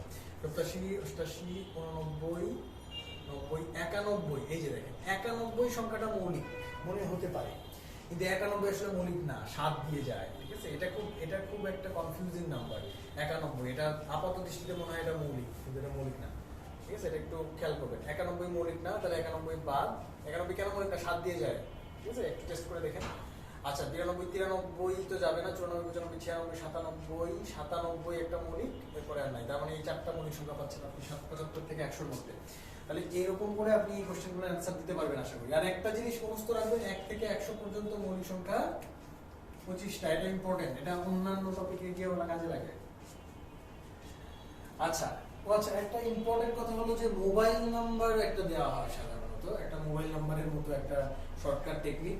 মোবাইল নাম্বার দেওয়া হয় কি, 1 থেকে 10 পর্যন্ত কয়টা মৌলিক সংখ্যা আছে, 4টা, 10 থেকে 20 পর্যন্ত কয়টা, 3টা বা 4টা বা 5টা, হোয়াটএভার, 20 থেকে 30 পর্যন্ত, এরকম করে করে একটা এই 4, 4, 6, 2, 3, 5 এরকম একটা মোবাইল নাম্বার দিয়ে দেওয়া হয়, বলা হয় যে এটা মুখস্থ করবেন তাহলে হয়ে যাবে। কিন্তু এটা মুখস্থ করতে যাবেন না, এটা কখনোই কারোই কাজে লাগে নাই। আমি গত সকল প্রায় অনেকগুলা মানুষের সঙ্গে কথা বলছি যারা বিসিএস পরীক্ষায় অংশগ্রহণ করছেন কিংবা টিকসেন বা টিকেন নাই, এরকম সব রকম অনেকগুলো মানুষের সাথে কথা বলছি। তারা কেউই এই মোবাইল নাম্বার হয় তাদের মনে ছিল না পরীক্ষার হলে গিয়ে, অথবা তারা অ্যাপ্লাই করতে পারেনি। কেন অ্যাপ্লাই করতে পারেনি? কারণ আপনি 10 করে মনে রাখতেছেন। আপনাকে কোশ্চেন দিবে হচ্ছে 75 থেকে 95, তখন আপনার ওই 10 মনে রাখার জিনিস হবে না, কাজ করবে না। এই 5-এর সাথে এই 4 যোগ করে আপনি আরামে 1 থেকে 20 পর্যন্ত বের করতে পারছেন, ঠিক আছে? কিন্তু 5 থেকে 15 পর্যন্ত তো আর বের করতে পারছেন না।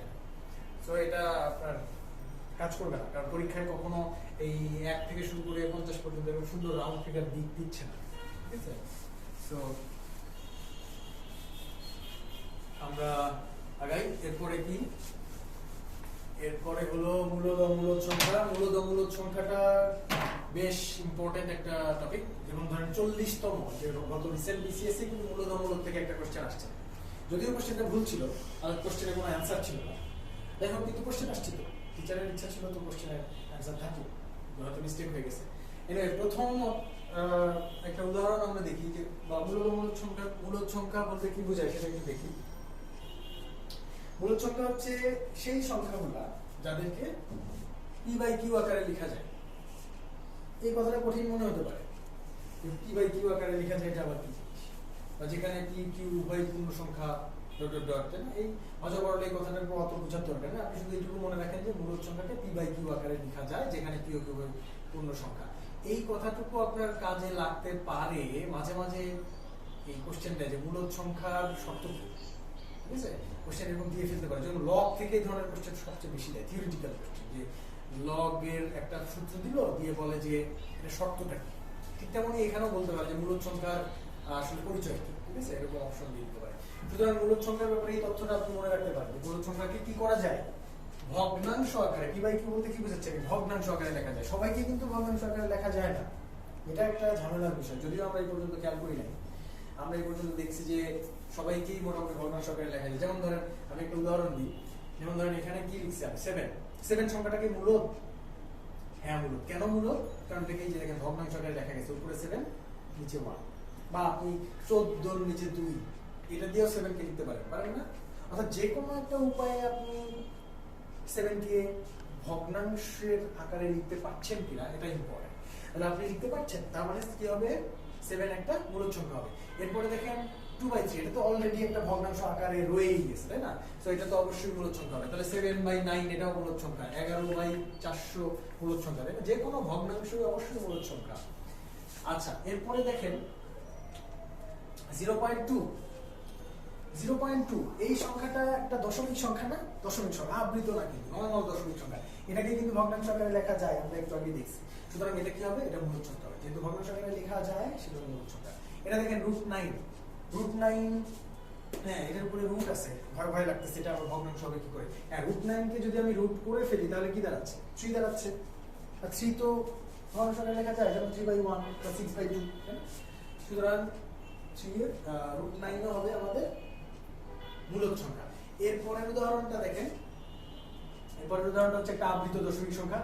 আবৃত দশমিক সংখ্যাকেও আমরা কিন্তু একটু আগে শর্ট টেকনিকে দেখছি যে কি করে এটাকে ভগ্নাংশ বানানো যায়। সুতরাং সকল আবৃত দশমিক সংখ্যা আসলে মূলদ সংখ্যা। আমি এই তথ্যগুলোই আসলে এখানে একটু সামারাইজ করে লিখছি। দেখেন মূলত কারা, এটা এই লিস্টটা খুব ইম্পর্টেন্ট। আপনি এই লিস্টটা যদি মনে রাখেন তাহলে আপনার এই সংক্রান্ত কোশ্চেন সলভ করতে কোনো সময় লাগার কথা না। মূলত কারা একটু খেয়াল করেন, সকল পূর্ণ সংখ্যাই হচ্ছে মূলত সংখ্যা। যেমন এই যে কাকে কে দেখলাম, এই যে 7 কে দেখলাম, এই যে 3 কে দেখলাম, তাই না? এটা সবাই মূলত সংখ্যা। সকল পূর্ণ সংখ্যা মূলত সংখ্যা, সকল ভগ্নাংশ হচ্ছে মূলত সংখ্যা, তাই না? তারপরে সকল সসীম দশমিক সংখ্যা হচ্ছে মূলত সংখ্যা। সসীম দশমিক মানে কি? কোনো দশমিক সংখ্যা শেষে হচ্ছে ডিজিট ঘোরায় না, তাই না? ওইরকম সংখ্যা হচ্ছে মূলত হবে না। যেমন ধরেন আপনাকে বলা হলো 0.239684721 এরকম আসতেই থাকবে, কিন্তু কোনো প্যাটার্ন নেই। খেয়াল করেন এখানে কোনো প্যাটার্ন নেই। একই জিনিস বারবার আসতেছে না। একই জিনিস যদি বারবার আসতো তাহলে সেটা কি হয়ে যেত জানেন? সেটা হয়তো হলো আবৃত দশমিক, সেটা অন্য ক্যাটাগরি। কিন্তু একই জিনিস যদি বারবার না আসে, এলোমেলো ভাবে যদি রিপিট করে, তাহলে সেটা কি হবে? সেটা মূলত হবে না। মূলত হবে কারা? মূলত হবে সকল সসীম দশমিক সংখ্যা, এই যে যারা দশমিকের পরে একটা সার্টেন অ্যামাউন্ট অফ ডিজিটের পরে গিয়ে থেমে যাবে, আর আগাবে না। 0.2 এখানে পর্যন্ত স্টপ, 8.458 এখানে পর্যন্ত স্টপ, এরপরে আর ডিজিট নেই, তাই না?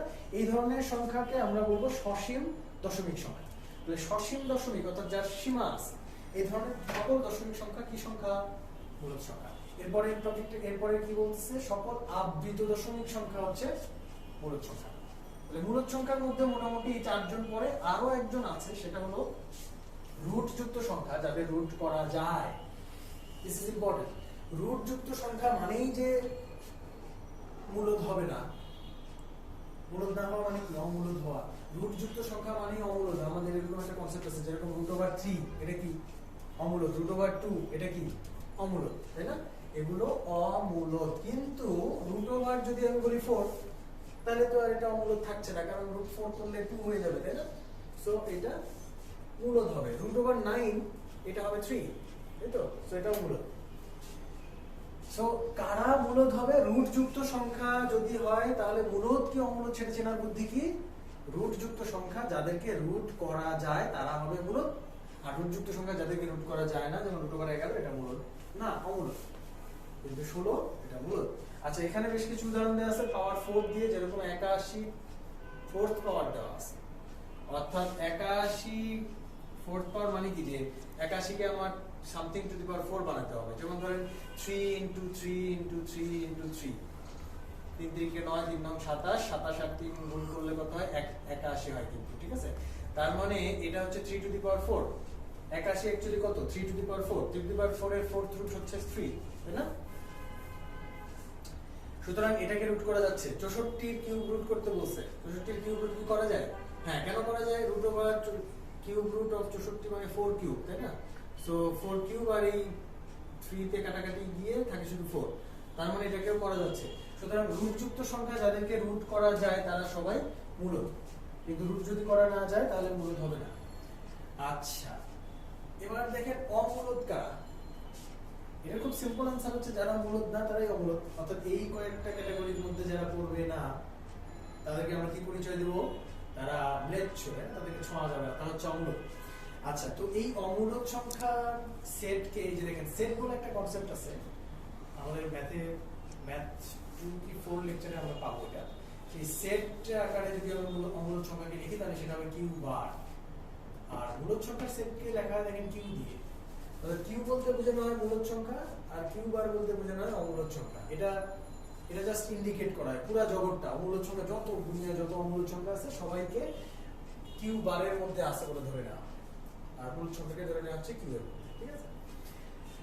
আচ্ছা, তাহলে অমূলত কারা? এই টপিকে ফিরে আসি। অমূলত কারা? যারা মূলত নয় তারাই অমূলত। তো এখানে বেশ কিছু কথা লেখা আছে, আমরা জানি এগুলো কথা আমরা আগেই দেখে আসছি। এরপরে দেখেন এই লাইনটা একটু আমরা দেখবো, পাই আর কি বলছি, পাই আর ই, এইগুলো হচ্ছে স্পেশাল অমূলত সংখ্যা। পাই অ্যাকচুয়ালি কি? পাই হচ্ছে 3 পয়েন্ট, আমরা জানি ক্যালকুলেশনে লাগে 3.141592653 dot dot dot dot dot এরকম একটা সংখ্যা, যেই সংখ্যার ডিজিট কখনো শেষ হয় না, ঠিক আছে? সো এই সংখ্যাটা ডিজিট যেহেতু কখনো শেষ হয় না, সুতরাং পাই অবশ্যই কি হবে? একটা অমূলত সংখ্যা। এবং এগুলোর কোনো রিপিট নাই। দেখেন রিপিট যদি থাকতো তাহলে কি হয়ে যেত? আবৃত বা পৌনঃপুনিক হতো। আচ্ছা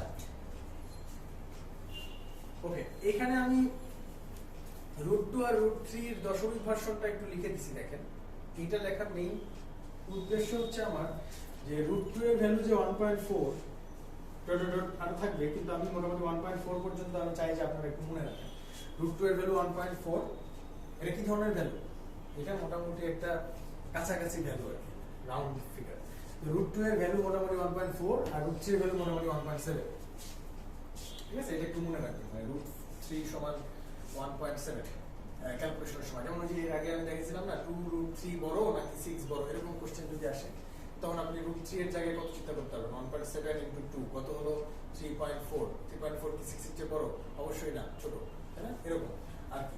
তো যাই হোক, √2 আর √7 এই দুটার ভ্যালু একটু মনে রাখবেন, শুধুমাত্র এক ঘর পর্যন্ত, 1.4 পর্যন্ত, অর্থাৎ লাল কালি দিয়ে যতটুকু দাগ দেওয়া আছে ততটুকু পর্যন্ত মনে রাখলে হবে। আচ্ছা, এখানে একটা গুরুত্বপূর্ণ কথা লেখা আছে, দেখেন এই যে মাঝখানে চিহ্নটা দেখতে পাচ্ছেন, এটার নাম ইউনিয়ন। ঠিক আছে, ইউনিয়ন মানে হচ্ছে যোগ, অর্থাৎ কিউ আর কিউ বার এই দুইটা যোগ করলে, অর্থাৎ দুইটা মিলায় এই দুইটা জগৎ, এই দুইটা জগৎ না আলাদা আলাদা। কিউ কিউ কাদের জগৎ? সকল মূলদ সংখ্যার জগৎ। আর কিউ বার কাদের জগৎ? সকল অমূলদ সংখ্যার জগৎ। এই দুই জগৎকে যদি আমি একসাথে করি তাহলে একটা বড় জগৎ তৈরি হয়, সেই জগৎটার নাম হচ্ছে বাস্তব সংখ্যা। এই যে একটু আগে যেটা নিয়ে কথা বলতেছিলাম, বাস্তব সংখ্যা, তাই না? বাস্তব সংখ্যার জগৎটা তৈরি শুধুমাত্র দুই রকম উপাদান দিয়ে, একটা মূলদ আর একটা অমূলদ। এবার আসেন দশমিক সংখ্যার যোগ বিয়োগ, এই টপিকটাতে আসি।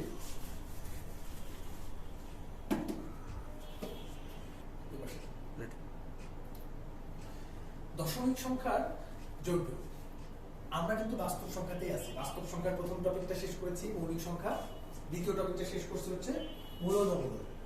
এবার তৃতীয় যে টপিক সেটা হচ্ছে দশমিক সংখ্যা। আসেন দশমিক সংখ্যা নিয়ে একটু ঘাটাঘাটি করে আসি।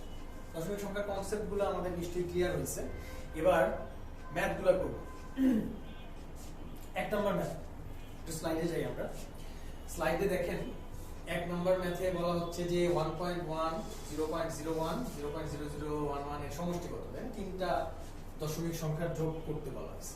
দশমিক সংখ্যার যোগ কিভাবে করে আপনাদের মনে থাকার কথা, বাট তারপর আমি একটু দেখাই দেবো।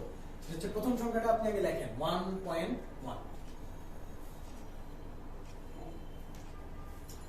আচ্ছা, এরপরে দ্বিতীয় সংখ্যাটা লেখার সময় আপনি খেয়াল করবেন যে, ভালো করে খেয়াল করেন, সেটা হচ্ছে যে আমি এই মুহূর্তে যে কথাটা বলতেছি সেটা খুব ইম্পর্টেন্ট কথা, এবং সেটা হলো সংখ্যাগুলো যখন আপনি যোগ করার জন্য নিচে নিচে লিখছেন বা বিয়োগ করার জন্য নিচে নিচে লিখছেন, যোগ বা বিয়োগ দুটার জন্যই আমাদের এই কথাটা প্রযোজ্য। কিসের জন্য প্রযোজ্য? যোগ বা বিয়োগ। দশমিক সংখ্যার যোগ বা বিয়োগের জন্য কি করব আমি? যখন সংখ্যাগুলোকে নিচে নিচে লিখবো তখন দশমিকের ঠিক নিচে যেন পরের সংখ্যার দশমিকটা পড়ে, এটা আমি এনশিওর করব। কি বললাম? দশমিকের উপরের সংখ্যাটা যেখানে দশমিক, নিচের সংখ্যাটার দশমিকটা যেন ওই জায়গাতেই পড়ে। তাহলে আসেন পরের সংখ্যাটা একটু লেখার চেষ্টা করি। পরের সংখ্যাটা কত? 0.01। তাহলে পয়েন্ট এখানে থাকতে হবে, ঠিক এর নিচে। তাহলে 0, এই যে প্রথম 0টা থাকবে এইখানে, আর 01টা থাকবে এইখানে। বুঝে গেল? পয়েন্টগুলো অ্যালাইন হবে, একই লাইনে থাকবে। ওকে, এরপরের নাম্বারটা লেখেন 0.0011, 0.0011। ডিজিটগুলো একদম নিচে নিচে থাকতে হবে। দেখেন এর পয়েন্টের আগের ডিজিট, এর পয়েন্টের আগের ডিজিট, এর পয়েন্টের আগে, সব একই লাইনে। পয়েন্টের পরের ডিজিট একই লাইনে। ঠিক আছে, এরকম অ্যালাইন হবে। সবকিছু অ্যালাইন যদি করেন তাহলে যোগ আর বিয়োগ কোনো ব্যাপারই না। দেখেন এখানে আমরা একটু যোগ করে ফেলি। এই যোগ যদি করি তাহলে আমার কি হবে? 1 এর উপরে কেউ আছে? কেউ নেই, তার মানে কি আছে? 0 আছে, তার মানে 1 1ই হবে। 1 এর উপরে কেউ নাই, তার মানে এটাও 1ই আসবে। 0 আর 1 এ কত হলো ভাই? 1। আচ্ছা, এরপরে হাতে কি কিছু থাকে? না, হাতে কিছু থাকে না, তাই না? 1 এর আর হাতে কি থাকবে? এই ঘরটুকু যোগ করেন তো, কত হলো? 1। বাহ, এরপরে পয়েন্ট দিলে এই তিনটা ঘর যোগ করলে 1। 1.1111, তাই না? চারটা খাড়া বাঁশ। পরীক্ষায় আমরা, তাই না, এরকম কিছু এক্সপেক্ট করি না নিশ্চয়ই। ওকে, আচ্ছা 1.1111, অনেকগুলো 1 দিয়ে এখানে আপনাকে একটা ডেমনস্ট্রেশন দেওয়া হচ্ছে। তাহলে অ্যান্সার কোনটা হবে? এই খ নাম্বারটা হবে আমাদের অ্যান্সার। আচ্ছা, 2 নম্বরে এবার চলে আসি। দেখেন, আচ্ছা 2 নম্বরে যাওয়ার আগে একটু বিয়োগের একটা উদাহরণ দেখাই। যোগ তো আমরা দেখলাম এভাবে করতে হয়। ধরেন বিয়োগ করতে বলা হয়েছে, কত থেকে কত বিয়োগ করতে পারছে? ফর এক্সাম্পল ধরেন এখানে যদি এরকম কোনো কোশ্চেন দিই নাই, কিন্তু আপনার একটু খাতায় লিখে নেন। প্রথম ধরেন সংখ্যাটা হচ্ছে 1.1, 1.1 থেকে বিয়োগ করতে বলা হয়েছে 0.01। এইটা মনে করেন আমাদের বিয়োগ, ঠিক আছে? তাহলে আমরা কি করব? আগের মতোই যোগের জন্য কি করতাম, অ্যালাইন করে লিখতাম, বিয়োগের জন্য অ্যালাইন করে লিখলাম, ঠিক আছে? এই পর্যন্ত তো আপনারা লিখতে পারছেন আশা করি। আচ্ছা, এইটুকু লেখার পরে কি করছি আমরা? বিয়োগ করছি। বিয়োগ করার সময় উপরের জিরোগুলো দিয়ে দিবেন। দেখেন উপরের সংখ্যাটার এই ঘরে ঠিক উপরের ঘরে জিরো নাই, সুতরাং এই জিরোটা দিয়ে নেন। লাস্টে জিরো যোগ করলে কিছুই হয় না, আমরা জানি। কারণ কি, দশমিকের পরে করতেছি সেটা। অবশ্য শুধু 10 লিখে তারপরে যদি জিরো দেন তাহলে কিন্তু বিশাল ব্যাপার হয়ে যাবে। আপনি নাম্বার পাইছেন 5, ঠিক আছে? বাসায় গিয়ে আপনি এটা জিরো করে বাবাকে দেখাই দেন, তাই না? এটা একটা বিশাল ব্যাপার হয়ে যাবে। কিন্তু এইখানে তা না, এখানে দশমিকের পরে যেহেতু, সুতরাং জিরো যোগ করলে কিছু হবে না, কোনো ভ্যালু বাড়বে না। এখন দেখেন এটা বিয়োগ যদি করি তাহলে 1 থেকে 0 পাবো। 1 থেকে কি 0 পাওয়া যায় না? তাহলে কি করবো? 10 চিন্তা করতে হবে। 1 থেকে 10 কত হলে পাবো? 9। এবার দেখেন হাতে থাকার একটা ব্যাপার আসছে। হাতে থাকলো 1 এখানে আসলো, 1 থেকে 1 পাবো কত হলো? 0। এবার হাতে কিছু নাই, দশমিকের মতো করে দশমিক লিখলেন। এবার এইখানে 0 থেকে 1 পাবো কত? 1। এটা 1.09। এটা হচ্ছে বিয়োগ করার বুদ্ধি। ওকে, এবার আসেন আমরা 2 নম্বরে চলে যাই। এটা কি দশমিকের কি? এটা 2 নম্বরে স্লাইডে 2 নম্বর কোশ্চেন একটু দেখেন। বলছে দশমিকের এটা গুণ, তাই না? তিনটা দশমিক সংখ্যা গুণ করতে দেয়। এটা 39তম বিসিএস এর একটা কোশ্চেন। চিন্তা করেন এরকম একটা সিলি কোশ্চেন বা সহজ কোশ্চেন 39তম বিসিএস এ দিয়ে দিতে পারে, তাই না? ইভেন আমি এরকমও দেখছি বিসিএস কোশ্চেনে আসছিল 125 এর 125 তো না, 625 এর রুট কত?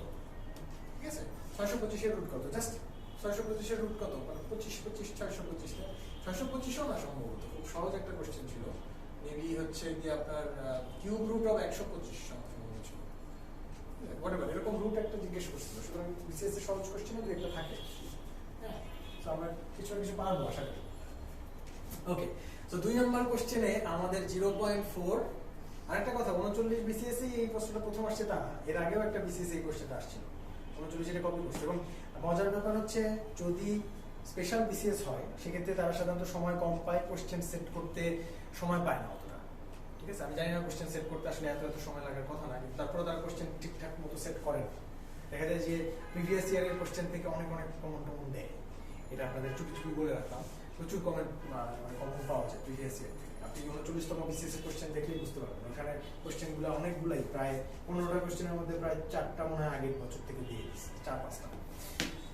15টা তো না, সরি 10টা কোশ্চেন, 10টা মানুষের দক্ষতা 10টা ছিল, 20টার মধ্যে 4-5টা হচ্ছে প্রিভিয়াস ইয়ার থেকে যাওয়া। আচ্ছা, 0.4, 0.02 আর হচ্ছে 0.08, এগুলো গুণ করতে বলছে, তাই না? 0.02 আর 0.08। তো এগুলো যদি আমরা গুণ করি, গুণ করার ক্ষেত্রে আমাদের ব্যাপারটা হচ্ছে যে এখন আর আমাদেরকে এই যোগ বা বিয়োগে যেটা করছি, যে নিচে নিচে লেখা, অ্যালাইন করে লেখা, এরকম একটা ব্যাপার ছিল, এই গুণের ক্ষেত্রে ওই রকম কোনো ব্যাপার নাই। এটা আমি নরমালি গুণ করতে পারবো। যেমন ধরেন এইটা আর এইটা প্রথমে গুণ করে ফেলি, না এটা করার দরকার নেই, তিনটা একসাথে করা যাবে। তিনটা একসাথে করে ফেলি। দেখেন গুণ করার জন্য বুদ্ধি কি? গুণ করার জন্য সবচেয়ে ভালো বুদ্ধি হলো আপনি এই সংখ্যাটার দশমিক দশমিক সব বাদ দিয়ে ফেলাবেন। দেখেন তো এখানে দশমিক দশমিক সব বাদ দিলে এই সংখ্যাটা আসলে কত হয়? 4। এটার দশমিক দশমিক সব বাদ দেন, কত হয়? 2। এটার দশমিক দশমিক ফেলাই দেন, কত হয়? 8, তাই না? এই 4, 2 আর 8, এই তিনজনকে নরমালি গুণ করে ফেলেন। 4 দুগুণে 8, হাতা দেয় 64। সুন্দর করে ওই জিনিসটা এখানে একটু লেখে, কিন্তু সামনে কি দিছি? স্পেস, তাই না? এই স্পেস দিয়ে তারপরে 64টা লিখবেন। কেন লিখবেন একটু পরে দিচ্ছি। এখন দেখেন আমার গুণ করার প্রথম ধাপ শেষ। প্রথম ধাপ ছিল কি? দশমিক দশমিক সব ফালাই দিয়ে গুণ করা। গুণ করে যেটা পাইছি সেটা একটু স্পেস দিয়ে লিখছি। এটা হচ্ছে প্রথম ধাপ। তারপরের ধাপটা হচ্ছে আপনি এখন ইয়া করতে থাকবেন, ক্যালকুলেট করতে থাকবেন যে দশমিকের পরে কয়টা করে ডিজিট আছে। প্রথম সংখ্যায় কয়টা ডিজিট আছে দশমিকের পরে? একটা। হিসাব করে একটা। এরপরে কয়টা ডিজিট আছে? 2টা। তাহলে আগে ছিল একটা, এরপরে 2টা, তাহলে 1 2 3, টোটাল 3টা হলো। এখানে কয়টা? 2টা। 3 2 5, টোটাল 5টা ঘর না দশমিকের পরে? যোগ করতেছি কিন্তু, গুণ না। দশমিকের পরে কয়টা ঘর সেগুলো কিন্তু যোগ করব। যেহেতু গুণ অঙ্ক, সেহেতু আপনার মনে হতে পারে গুণ করতে হবে, এটা গুণ না, সেগুলো যোগ করব। দশমিকের পরে টোটাল ঘর হচ্ছে 5টা। তাহলে অলরেডি আমরা কয়টা ঘর পাইছি? দুইটা ঘর পাইছি, 4 আর 6, আর কয়টা ঘর লাগবে? 3টা ঘর লাগবে, তাহলে 3টা সুন্দর সুন্দর সুন্দর 3টা গোল লাগিয়ে দিলাম। এই যে সংখ্যাটা, এটা হচ্ছে আমাদের যোগফল। তাহলে আমরা দেখতে পাচ্ছি এখানে গ নাম্বারটা হচ্ছে আছে। ওকে, 3 নাম্বার একটা ট্রিকি কোশ্চেন। এটা যতটা না ম্যাথের কোশ্চেন তার থেকে বেশি মানসিক দক্ষতা। আমি সম্ভবত মানসিক দক্ষতা থেকে এই কোশ্চেনটা নিয়েছি। যাক, সমস্যা নেই, আপনারা দেখেন 30 কে অর্ধ দ্বারা ভাগ করে 10 যোগ করলে যোগফল কত হয়? 30 কে অর্ধ দ্বারা ভাগ করে 10 যোগ করলে যোগফল কত হয়? আচ্ছা, এই কোশ্চেন কিন্তু নরমালি যখন হুট করে একজনকে করা হয় তখন তার অ্যান্সার পাওয়া যায় এটা, যে 30 কে অর্ধ দ্বারা ভাগ করলে, মানে 30 কে অর্ধেক করলে কত হয়? 15। তার সাথে কি করতে বলছে? 10 যোগ করতে বলছে। ওকে, গ্রেট, 10 যোগ করলাম, 15 আর 10 25। এটাই মনে হচ্ছে, তাই না? কিন্তু এটা আসলে ভুল। কেন ভুল? কারণ আপনাকে দেখেন 30 কে অর্ধ দ্বারা ভাগ করতে বলছে। একটু লিখিত 30 কে অর্ধ দ্বারা ভাগ করা বলতে যেটা বোঝায়, সেটা ম্যাথমেটিক্যালি আমরা যদি লিখি তাহলে 30 ভাগ অর্ধ। অর্ধ মানে কি? হাফ। 30 ভাগ হাফ। 30 ভাগ হাফ একটু করে দেখেন তো, 30 ভাগ হাফ মানে কি? 30 ভাগ হাফ, এটা না? এটা মানে কি? 30 ভাগ হাফ। ভাগ হলে কি জানি করতে হয়? গুণ করে উল্টায় দিতে হয়, তাই না? 2 × 1, তাহলে কত হলো? জিনিসটা 60। 30 কে অর্ধ দ্বারা ভাগ করলে আসলে কত হয়? 60 হয়। তাহলে 30 কে অর্ধ দ্বারা ভাগ করে তার সাথে যদি 10 যোগ করতে বলি তাহলে হয়ে যাবে 70। তার মানে এই কোশ্চেনের অ্যান্সারটা আসলে হুট করে মনে হতে পারে যেটা 25 হবে, বাট অ্যাকচুয়ালি 25 না, এটা হবে 70। একটু সাবধান থাকবেন, এরকম হুট করে এই ধরনের কোশ্চেন দিতে পারে। এখানে অর্ধ না দিয়ে বলতে পারে 1/3, তাই না? 30 কে 1/3 দ্বারা ভাগ করে 10 যোগ করলে কত হয়? এটা কিন্তু খুব অবভিয়াসলি আমাদের মনে হতেই পারে। 30 কে 1/3 দ্বারা ভাগ, এতটুকু মানে পড়ার ধৈর্য নাও হতে পারে আমাদের, পরীক্ষার অনেক সময় থাকে না। 30 কে 1/3 করে ফেলতে পারি আমরা, 10 বানাই ফেলতে পারি, 30 ভাগ 3 এরকম করতে পারি, কিন্তু আসলে তা কি বলা হচ্ছে? 30 কে 1/3 দ্বারা ভাগ করে, তার মানে এটা হয়ে যাবে 90। So this is important. আচ্ছা, এবার 4 নম্বর কোশ্চেনে দেখেন 0.1 এর বর্গমূল কত? দেখেন, এটা আমরা ম্যাথ না করে এটার অ্যান্সার দিতে পারি। ওই যে আমি বলছিলাম না যে আপনারা অপশনের দিকে খেয়াল রাখবেন। এই চ্যাপ্টারটাই অপশন, এই চ্যাপ্টারে অপশন মোটামুটি খুব হেল্প করে। যেমন ধরেন এইখানে আমাকে বলেন তো যে 1 এর চেয়ে ছোট সংখ্যার বর্গমূল। 1 এর চেয়ে ছোট সংখ্যা না 0.1? অবশ্যই 1 এর চেয়ে ছোট 0.1। এই 1 এর চেয়ে ছোট সংখ্যার বর্গমূল কি হয়? ছোট হয় না, কি হয়? 1 এর চেয়ে ছোট সংখ্যার বর্গমূল হয় বড়, তাই না? তাহলে 0.1 এর বর্গমূল হবে 0.1 এর চেয়ে বড়। এটুকু কি আপনাদের কাছে ক্লিয়ার? যদি ক্লিয়ার না হয়, কয়েক পেজ আগে আমরা একটা কনসেপ্ট পড়ছিলাম, সেই কনসেপ্ট ঘুরে আসতে পারেন, দেখে আসতে পারেন যে 1 এর চেয়ে ছোট সংখ্যার বর্গমূল হয় তার চেয়ে বড়। তাহলে 0.1 এর চেয়ে বড় সংখ্যা হবে এখানে। 0.1 এর চেয়ে বড় কে আছে দেখেন তো? এইটা কি 0.1 এর চেয়ে বড়? না, সমান। এটা কি বড় না ছোট? এটা তো ছোট। 0.1 এর চেয়ে বড় একমাত্র ক্যান্ডিডেট কে? 0.316। আর আরেকটা ক্যান্ডিডেট কে আছে? কোনটি নয়। এই তো এটাই আমাদের বোঝাচ্ছে, কোনটি নয় হবে নাকি 0.316 হবে। এটা বোঝার জন্য কি বুদ্ধি দেখেন, 0.316 কে 0.316 দিয়ে গুণ যদি করি, 0.316 এত বড় গুণ করতে কি ভালো লাগছে? নিশ্চয়ই লাগছে না, তাই না? তাহলে আসলে 0.316 কে আমরা একটু যে রাউন্ড করে নিই, মনে আছে? একটু ছোট করে নিই, 0.3 আর 0.3। আচ্ছা, 0.3 আর 0.3 যদি আমরা গুণ করি তাহলে কত পাচ্ছি? 0.09। কেন? কারণ এটা দশমিক ফালাই দেন 3, এটা দশমিক ফালাই দেন 3, 3 3 9। যখন 9 লিখলাম, এরপরে দশমিক কয়টা? 2টা, তাহলে অলরেডি 9 আছে, একটা 0 দিয়ে, ঠিক আছে? এই হচ্ছে 0.3 এর সাথে 0.3 যদি গুণ করি তাহলে কত দাঁড়ায়? 0.09। এটাকে যদি আমি একটু রাউন্ড করি তাহলে 0.1 হয় না? দেখছেন? তাহলে 0.1 এর বর্গমূল বের করতে গিয়ে আমরা দেখলাম যে এই একটা সংখ্যা আছে যাকে নিজের সাথে আরেকবার গুণ করলে, অর্থাৎ কি করছে? আমরা বর্গ করছি, স্কয়ার করছি। এটাকে স্কয়ার করলে কত হয়? এটাকে স্কয়ার করলে সেটা প্রায় 0.1 এর কাছাকাছি যায়। যদিও আমাদের ক্যালকুলেশন একটু ঝামেলা আছে জন্য প্রায় বলতেছি, বাট অ্যাকচুয়ালি মানে যাবে, এটার কাছাকাছি হবে। সো গ নাম্বার হবে আনসার। তাহলে গ নাম্বার যে আনসার, এটা বোঝার জন্য আমরা কিন্তু দুইটা টেকনিক অ্যাপ্লাই করলাম, ভালো করে খেয়াল করেন। একটা হচ্ছে যে 0.1 এর বর্গমূল অবশ্যই 0.1 এর চেয়ে বড় হবে, সেজন্য আমরা চিন্তা করলাম গ হতে পারে। আবার ঘ কেন হতে পারে? কারণ কোনোটি নয়, সুতরাং এই 4টা, এই 3টের কোনোটি না আরেকটা হতে পারে, এরকম বলতে পারে। সুতরাং এই জন্য ঘ নিয়ে আমরা একটু চিন্তিত হলাম এবং সেই জন্যই আসলে চেক করতে গেলাম যে 0.316 কে তার নিজের সাথে যদি গুণ করি তাহলে কত পাওয়া যায়। তো আমরা দেখলাম যে মোটামুটি কাজ করতেছে। এনিওয়ে,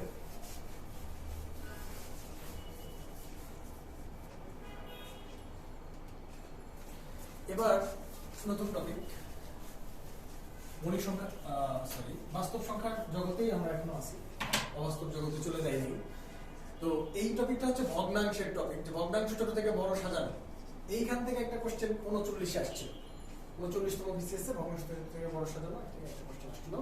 আমরা দেখবো সেই কোশ্চেনটাও। সেই সাথে প্রথমে আগে এটা দেখে নিই, কোনটি সবচেয়ে ছোট। এখানে আমি একটা শর্ট টেকনিক শেখাবো, আপনারা খাতায় একটু লিখবেন এই টপিকে। শর্ট টেকনিকটা এখানে স্লাইডে দেওয়া নাই, খাতায় লিখবেন, ট্রাই করবেন। এবং দেখেন এখানে বলা হচ্ছে কি কোনটি সবচেয়ে ছোট।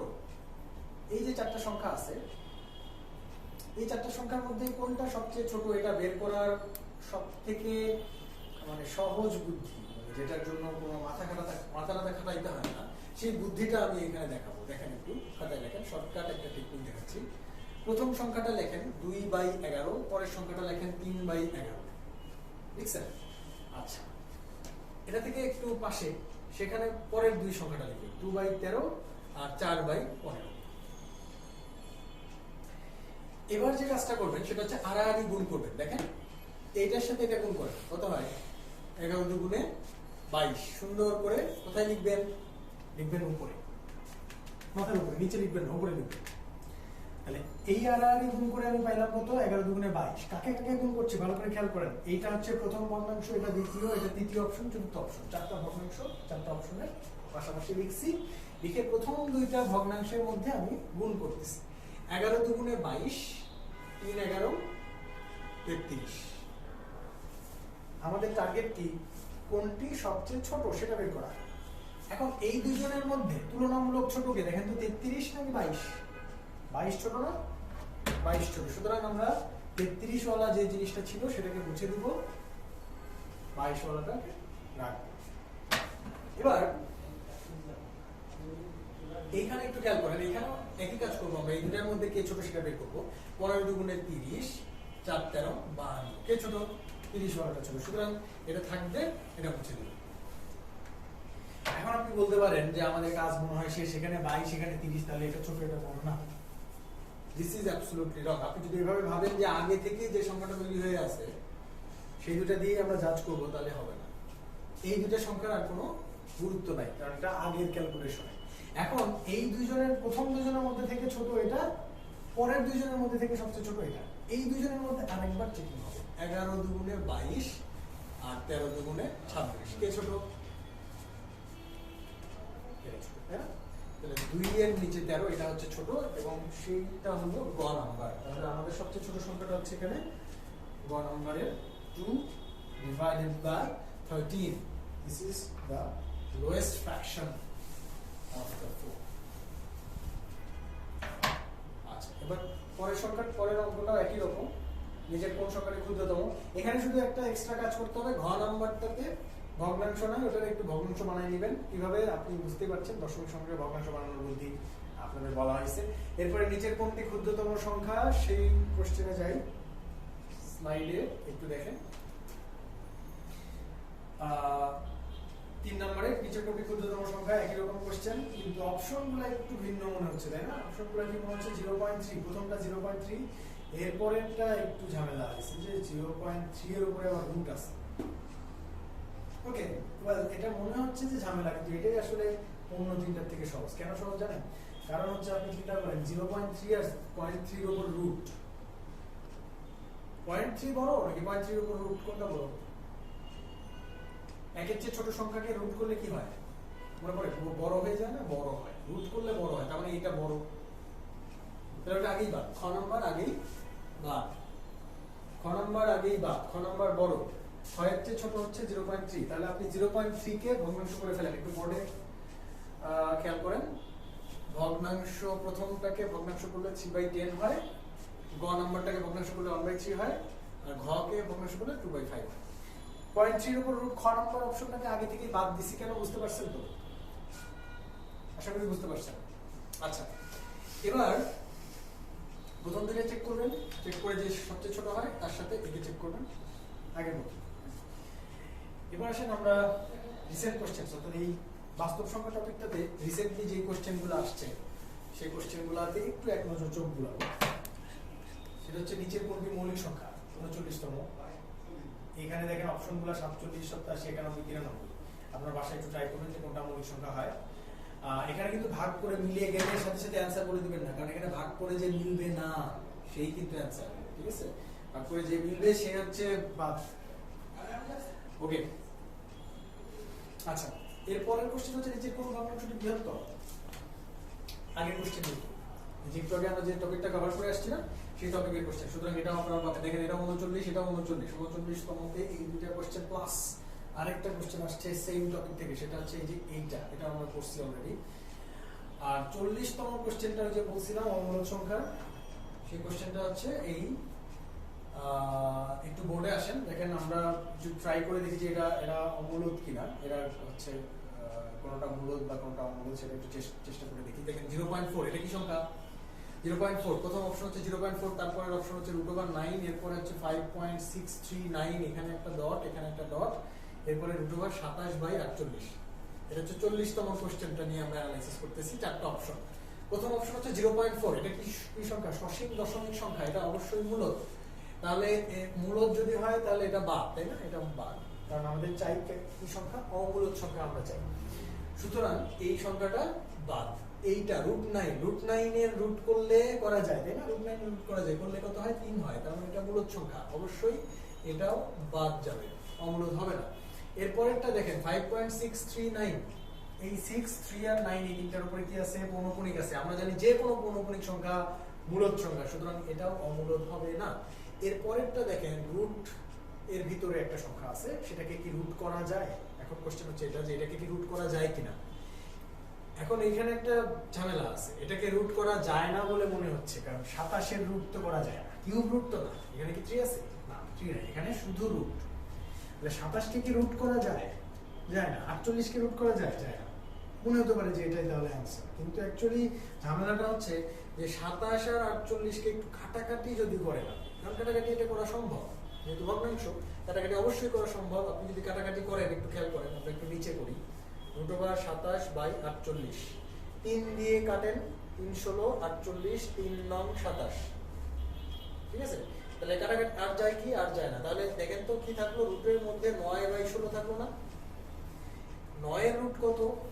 9 এর রুট হচ্ছে 3, আমরা সবাই জানি, আর 16 এর রুট হচ্ছে 4। তাহলে কি হলো? এইটাও একটা মূলদ সংখ্যা। আপনি চিন্তা করেন, এটাও মূলদ সংখ্যা, তার মানে এটাও অমূলদ না, এটাও অমূলদ না, এটাও অমূলদ না, এটাও অমূলদ না, কিন্তু তাই বলে এটাও অমূলদ না, কোনোটাই অমূলদ না। তাহলে অ্যানসার কি হবে? That's the question. 40তম বিসিএস এর এই কোশ্চেনটাতে ঝামেলা এটাই ছিল যে এখানে কোনো অ্যানসার ছিল না। সেক্ষেত্রে কোনটা আপনি দাগায় দিয়ে আসবেন এটা আমি জানি না কি করবেন। আমি নিজে বিসিএস 40তম বিসিএসটাতে অ্যাটেন্ড করছিলাম, আমি এটা ফাঁকা রেখে আসছি। আমার মনে হয় ফাঁকা রেখে আসাই ভালো। আচ্ছা, লসাগু এই টপিকে চলে যাই আমরা। বাস্তব সংখ্যা টপিক ছেড়ে আমরা নতুন একটা টপিকে আসি, লসাগু।